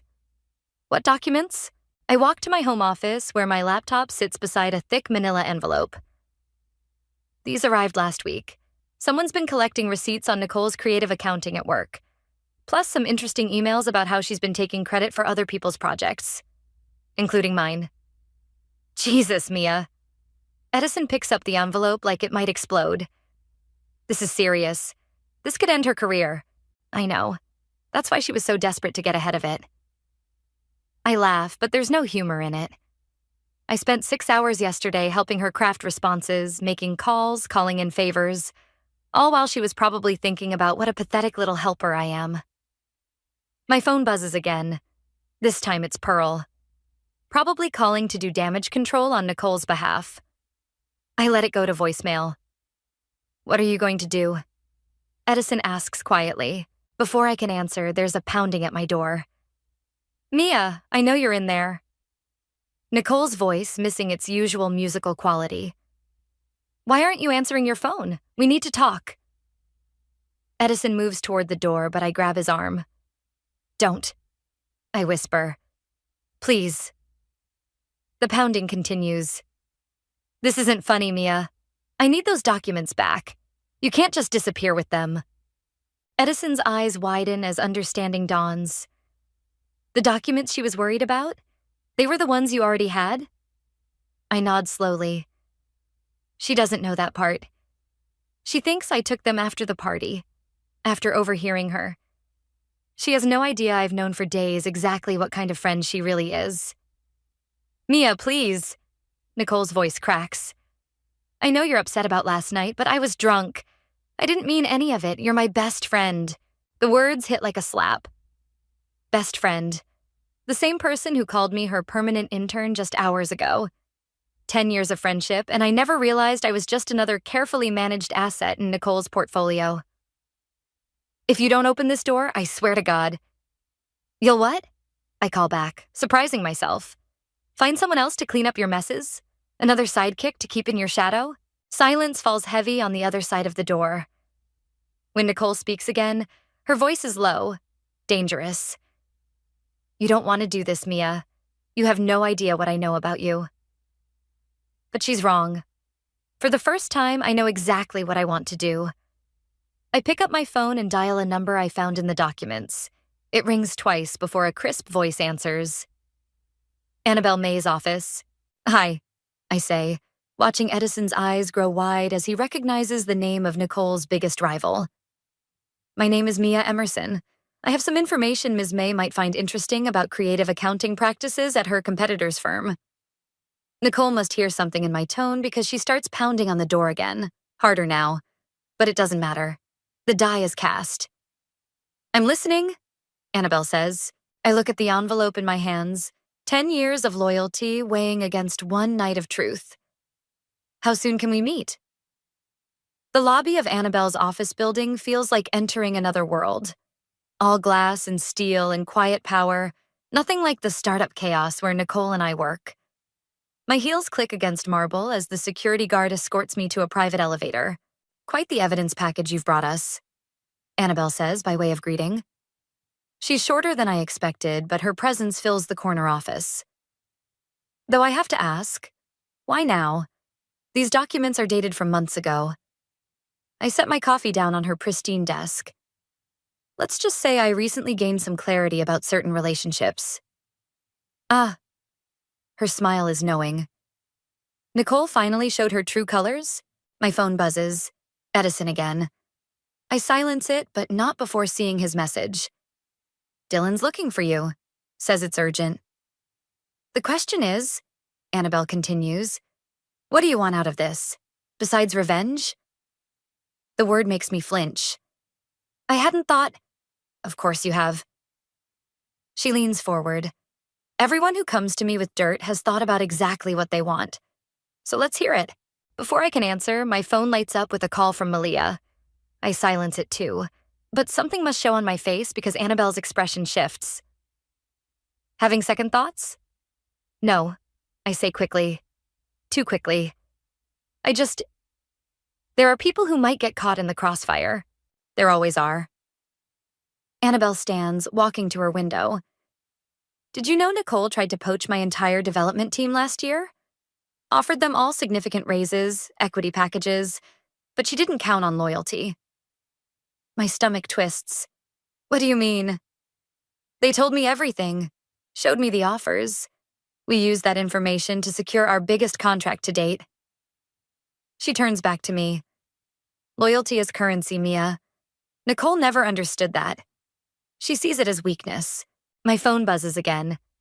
Dylan. This time I read the message. Need to talk. It's about Nicole. And you. The question, Annabelle says, is whether you're ready to spend that currency. I think of Nicole pounding on my door this morning, of 10 years of carefully crafted manipulation, of being the eternal sidekick. I'm ready, I say. But when I leave Annabelle's office an hour later, Dylan is waiting in the lobby. His face is ashen, his usually perfect hair disheveled. Thank God, he says, grabbing my arm. We need to talk, now. He practically drags me to a nearby coffee shop, checking over his shoulder the whole way. Once we're seated in a corner booth, he pulls out his phone and shows me an email. Nicole sent this to the whole board this morning, after you wouldn't answer her calls. My blood runs cold as I read. The email details every mistake I've ever made at work, every project that didn't quite succeed, every moment of weakness or uncertainty, but twisted, distorted into a pattern of incompetence and manipulation. According to Nicole, I've been riding her coattails for years, taking credit for her work, using her name to advance myself. She's burning you before you can burn her, Dylan says quietly. And it's working. The board is already talking about an investigation. My hands shake as I push the phone away. How did she... I was so careful. Because she's been planning this for months. Dylan won't meet my eyes. She told me to keep records of your mistakes, your conversations, in case she ever needed insurance. The betrayal hits like a physical blow. Dylan, sweet, funny Dylan, who I've had drinks with, who I've confided in, who I thought was my friend too, has been Nicole's spy all along. I'm sorry, he whispers. I didn't know what she'd use it for. I thought it was just business. My phone buzzes again. Edison. Board meeting called for tomorrow morning. About you. The walls feel like they're closing in. In just a few hours, Nicole has turned my planned revenge into a fight for professional survival. And she's only getting started. There's more, Dylan says, looking miserable. She has recordings, conversations where we all said things we shouldn't have. About clients, about the company. I think of all the late nights, all the venting sessions, all the moments I thought I was among friends. Nicole wasn't just collecting ammunition against me. She was building an arsenal. My phone lights up with a text from Annabelle. Deal's still on if you want it, but we move now. I look at Dylan, at his guilty face and nervous hands, at the evidence of how completely Nicole had orchestrated my potential downfall, long before I ever thought about orchestrating hers. I have to go, I tell him, standing up. Because now I know, this isn't just about revenge anymore. It's about survival. The boardroom feels like a courtroom, all polished wood and accusatory stares. I sit alone at one end of the long table while Nicole holds court at the other, perfectly composed in a cream blazer that probably costs more than my rent. These allegations are disturbing, says Marcus, the CEO. Mia, do you have anything to say in your defense? Defense? Like I'm on trial? Which I suppose I am. I think, I say carefully, that timing is interesting here. These concerns only surfaced after I began looking into certain accounting irregularities. Nicole's smile doesn't waver, but her knuckles whiten around her water glass. I think we should focus on the documented issues at hand, she says smoothly. The pattern of behavior, like the pattern of redirecting project credits? I interrupt, pulling out my own folder. I have documentation too, including emails where you specifically instructed team members to remove my name from presentations. A ripple of murmurs around the table. Nicole's smile turns brittle. I think, says Marcus, we should take a brief recess. In the hallway, Edison appears like a ghost. Pearl wants to talk to you, he whispers. Says it's important. She's in the break room. I find Pearl pacing between the coffee machines, looking like she hasn't slept. When she sees me, her eyes fill with tears. I'm so sorry, she says. I should have told you sooner, about everything. What do you mean, everything? She pulls out her phone, hands shaking. Nicole, she doesn't just have recordings of you. She has them of all of us. Everything we've ever said about the company, about clients, about each other. She's been collecting them for years. My stomach drops. Why are you telling me this now? Because she played me one last night.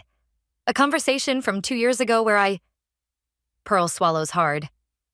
Where I admitted to fudging some numbers on the Martinez account. She said if I don't back up her story about you, she'll release it. The pieces click into place. She's blackmailing everyone. Pearl nods miserably. Dylan, Malia, me.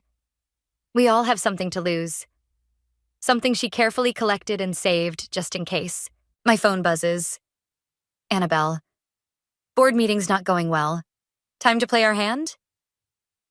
But before I can respond, another message appears. From Nicole. Break room. Now. Alone. I tell Pearl to go. When Nicole arrives minutes later, she's still wearing that perfect smile. You know, she says, I really did love you like a sister. Still do, actually. Funny way of showing it. Oh, please. She rolls her eyes. You think I became successful by being nice? By trusting people? I kept you close because you were useful. Loyal. The perfect sidekick. Until I wasn't. Until you forgot your place. She steps closer. But I'm willing to be generous. Walk away now. Resign quietly. I'll make sure you get a good recommendation. Help you find something new. We can even stay friends. I laugh, the sound harsh in the quiet room. Friends? After everything you've done? I've done? Her smile finally cracks. Who's meeting with my biggest rival? Who's threatening to expose confidential documents? You're not as clean in this as you pretend, Mia. She's right, and we both know it. In trying to escape her shadow, I've started becoming more like her than I ever wanted to admit. Here's what's going to happen. Nicole continues. You're going to go back into that boardroom and admit to everything. Take full responsibility. I'll smooth things over, help minimize the damage. It's the best offer you're going to get. My phone buzzes again. Annabelle. Decision time. I look at Nicole. Really look at her. Behind the perfect exterior, I see something I never noticed before. Fear. She's terrified. Not just of losing control, but of being exposed. Of someone seeing behind the carefully constructed facade. You're right about one thing, I say. I'm not clean in this. But at least I'm not afraid of people seeing who I really am. Her eyes narrow. What's that supposed to mean? Instead of answering, I text Annabelle back. Do it. Nicole's phone chimes immediately. Then everyone else is in the building. Mass email. The color drains from Nicole's face as she reads. Because Annabelle didn't just expose the creative accounting. She exposed everything. Every manipulated project credit. Every blackmail recording. Every carefully orchestrated betrayal. You'll go down with me, Nicole whispers, but there's uncertainty in her voice now. Maybe, I say, heading for the door. But at least I'll go down as myself, not someone's sidekick. I leave her there, staring at her phone as her perfect world crumbles one email at a time. The aftermath feels like a bomb has gone off. Security escorts Nicole from the building while HR sends everyone else home, pending investigation. I sit in my empty office, watching people hurry past with boxes of personal items, avoiding eye contact. Edison appears in my doorway. Malia's crying in the bathroom, he says quietly.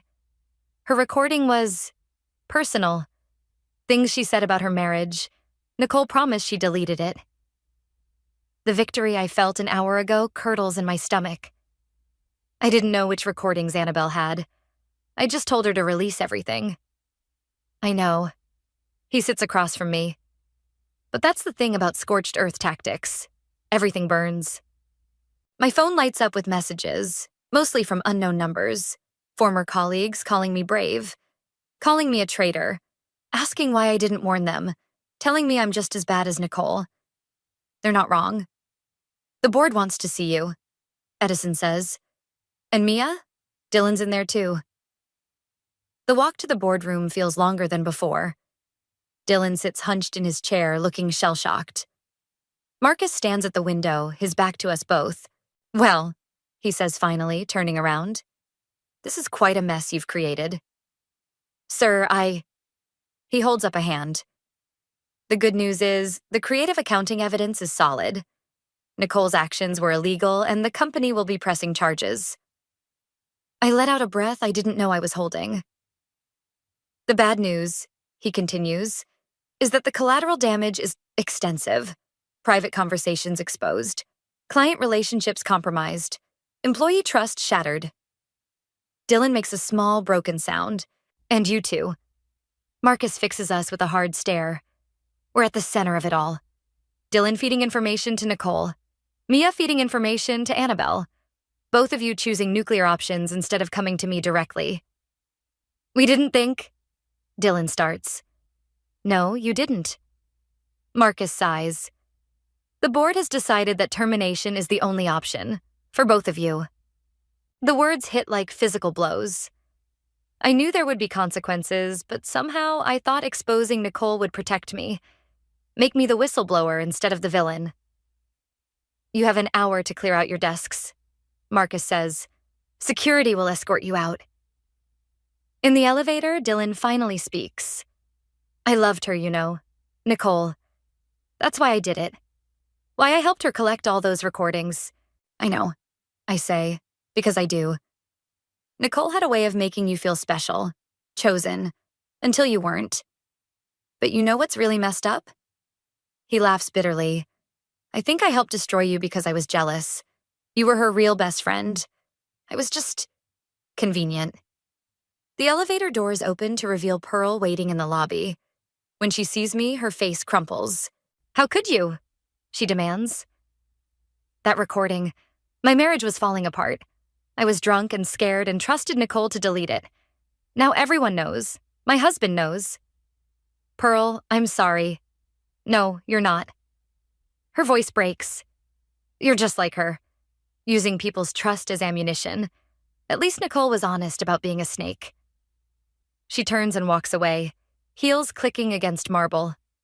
Behind me, Dylan silently heads toward his desk. My phone buzzes. Annabelle. Messy, but effective. Let's talk about your future. Dinner tonight? I think about accepting. About turning this nuclear wasteland into a career opportunity. Isn't that what Nicole would do? Instead, I text Edison. Need a drink? Or 10? I find him waiting outside, hands in his pockets. You okay? I destroyed everything, I say. My career, my friendships, people's marriages. All because I couldn't stand being someone's sidekick anymore. No, he says firmly. You exposed real wrongdoing. The method was messy, but I became exactly what I hated. I laugh, the sound edged with hysteria. Nicole collected people's secrets to use as weapons. And what did I do? Use those same weapons. I didn't beat her, Edison. I replaced her. My phone buzzes again. An unknown number, but I recognize the email address in the preview. It's from one of Nicole's other victims, someone from years ago, someone whose career she destroyed, someone who's been waiting for this moment.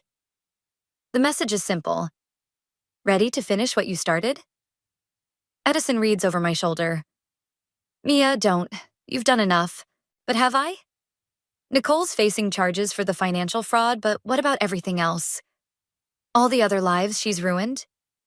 Don't they deserve justice, too? I look at Edison's worried face, then back at my phone. At the chance to either stop this spiral or dive deeper into it. I need to make this right, I say. Which version of right? He asks quietly. Nicole's? Or yours? I wish I knew the answer. The cafe is empty except for me and Nicole's first victim. Rachel looks exactly like her LinkedIn photo from 6 years ago. Sharp features, sharper eyes, the kind of person who doesn't forget. I've been watching you, she says, stirring her untouched coffee. Watching her too, waiting for someone to finally crack her perfect facade. And now that someone has? Now we finish it.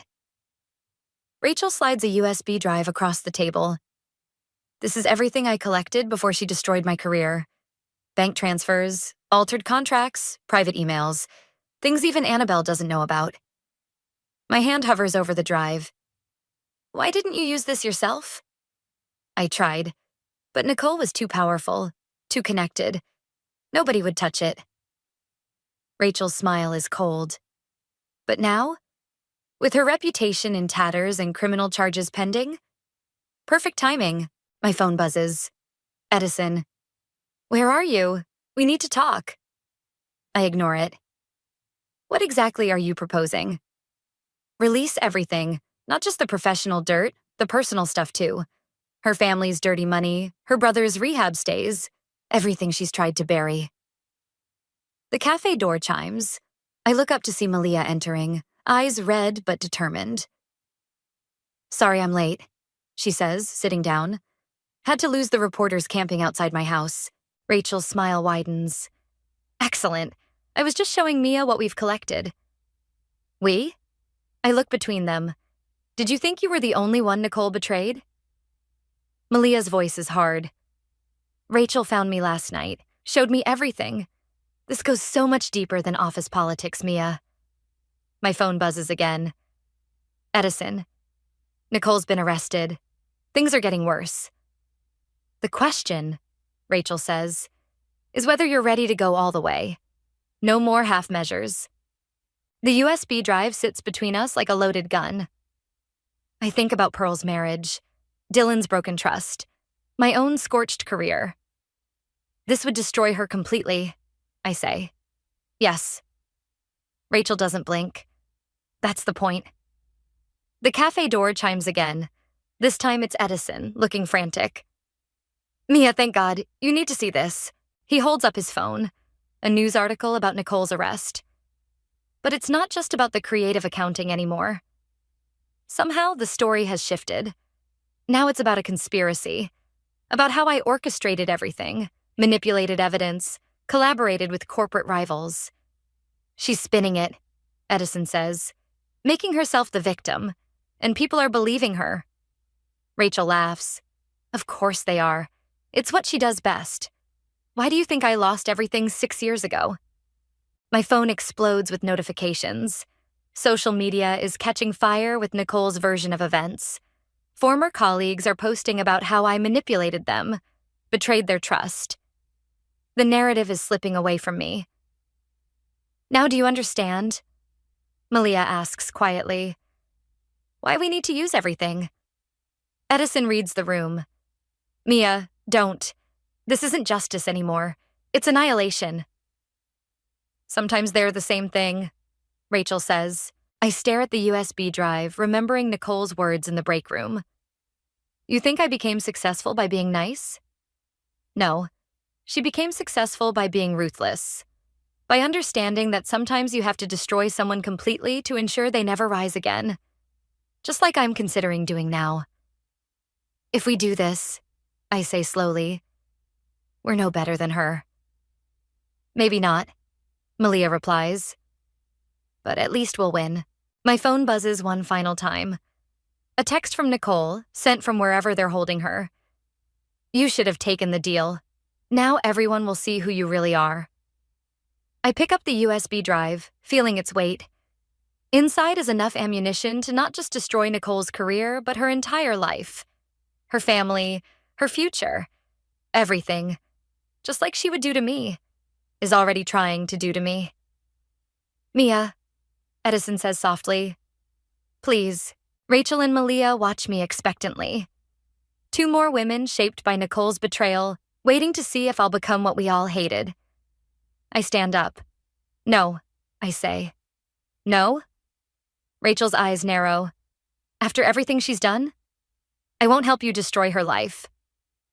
I set the USB drive down. "But I will help you tell the truth. The real truth, with real evidence. No personal attacks, no collateral damage, just facts." "That's not enough," Malia protests. "It has to be." I look at Edison, see the relief in his eyes. "Because if we do it her way, we prove her right. About all of us." I walk out before they can argue, Edison following close behind.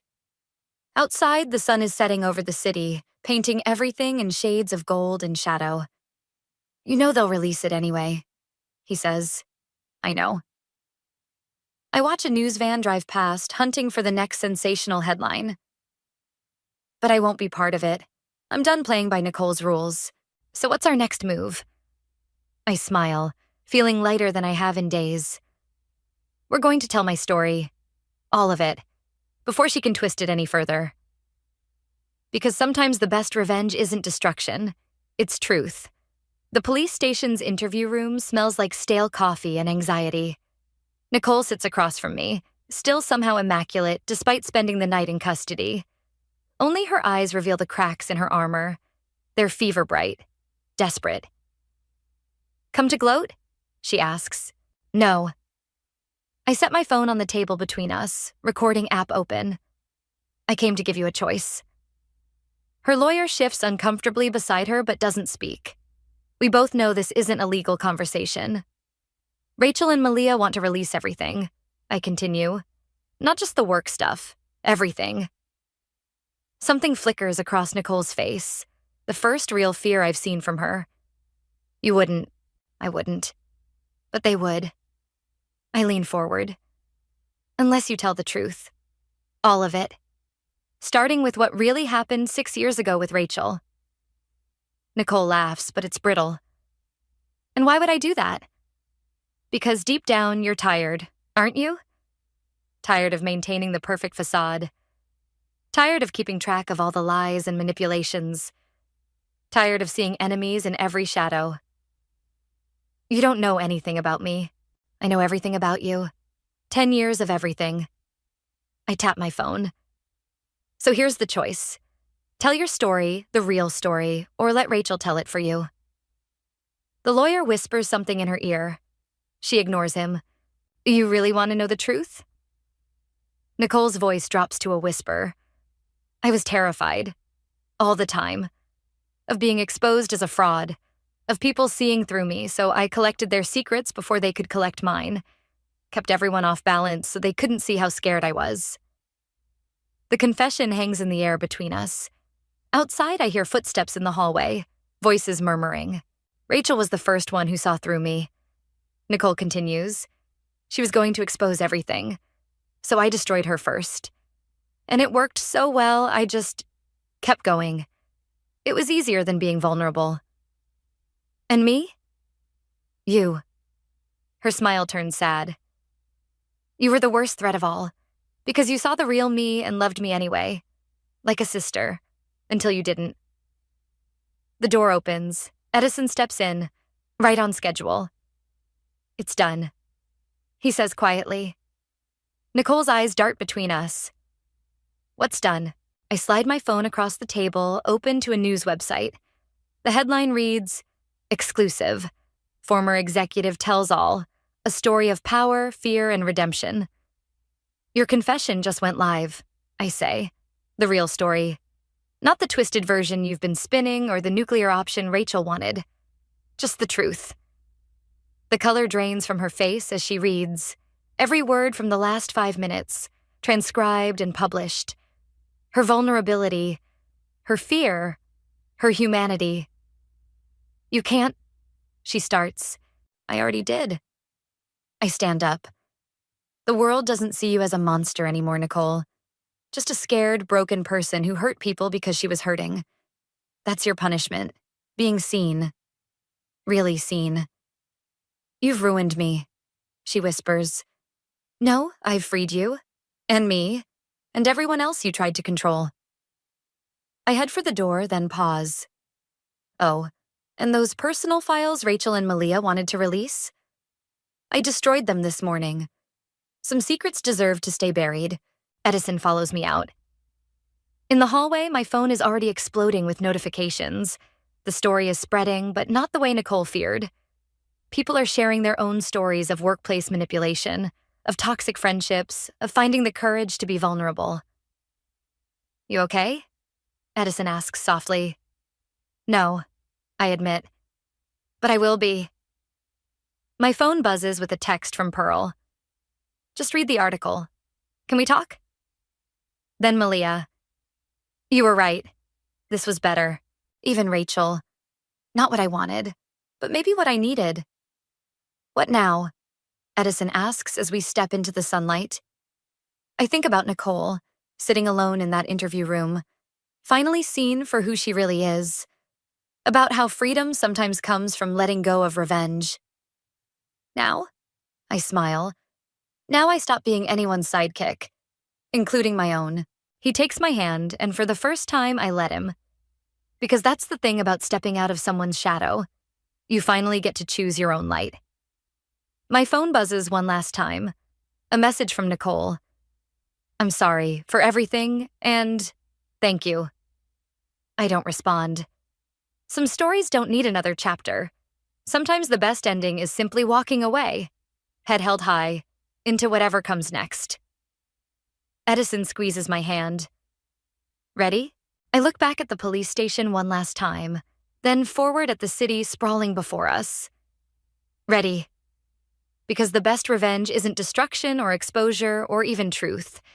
It's living well, on your own terms, in your own story. Finally, I'm ready to write mine. The morning sun streams through my apartment windows as I pack the last of my office things into boxes.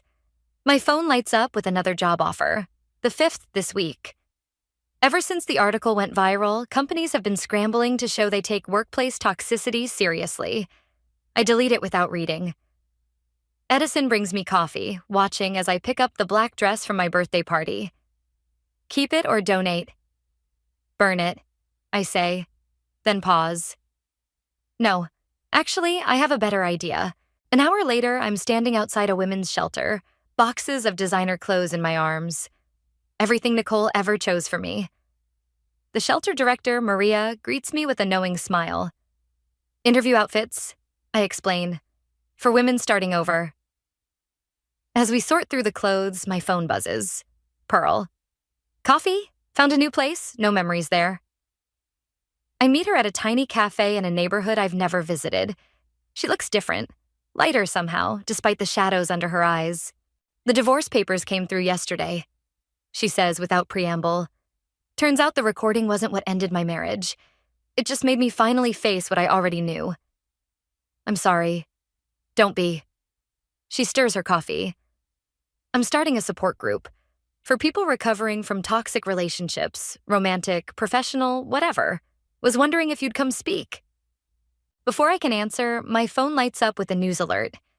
Tech startup announces major leadership changes. Former executive Nicole Diaz pleads guilty, agrees to industry ban. Pearl reads it over my shoulder. Is it weird that I feel sorry for her? No, I say. I do too. But not sorry enough to let her back in. Speaking of letting people in, Pearl's eyes drift to something behind me. Isn't that Edison? He's outside the cafe window, pretending to be fascinated by a newspaper stand. I haven't seen him since that day at the police station, since that moment of almost something between us. Go, Pearl says softly. Some stories deserve a new chapter. I find him still studying headlines. Anything interesting? Just this story about a woman who chose truth over revenge. He looks up, smiling. Pretty compelling stuff. I heard she's still figuring out her next move. Any ideas? I think about Pearl's support group, about Maria's shelter, about all the messages I've received from people sharing similar stories. Actually, yes. I pull out my phone, show him the website I've been building. A platform for people to share their experiences, resources for recognizing manipulation, legal aid contacts, a place to find your voice when someone's tried to silence it. Not exactly the corporate comeback people are expecting. Good. I close the browser. I'm done meeting expectations, especially other people's. My phone buzzes. Malia wanting to grab lunch. Then Rachel asking about collaborating on a workplace ethics workshop. Even Dylan apologizing again, seeking redemption. Looks like you're in demand, Edison says.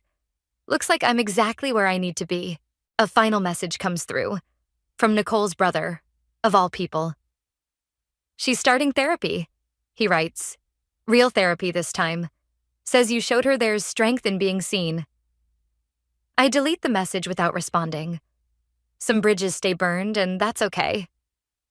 So, Edison says, taking my hand. What's next? I look at our reflection in the cafe window. No designer clothes, no carefully curated image, just me. Finally, completely me. First, coffee, I say. Then we build something real. Together? Together. I squeeze his hand. But not as sidekicks. We walk into the cafe where Pearl waits, where new possibilities simmer like fresh coffee, where the morning light turns everything golden. My phone stays quiet in my pocket. Not because there aren't messages coming in, but because I'm finally choosing which voices to hear. And for the first time since my birthday, since that rooftop revelation that shattered everything, I feel truly, completely free. Not because I destroyed my enemy, but because I refused to become her. Because I chose to write my own story, even when others tried to edit it. Pearl waves us over, already pulling out chairs. Edison's hand stays warm in mine. Outside, the city pulses with millions of stories waiting to be told. This one's mine. And I'm just getting started.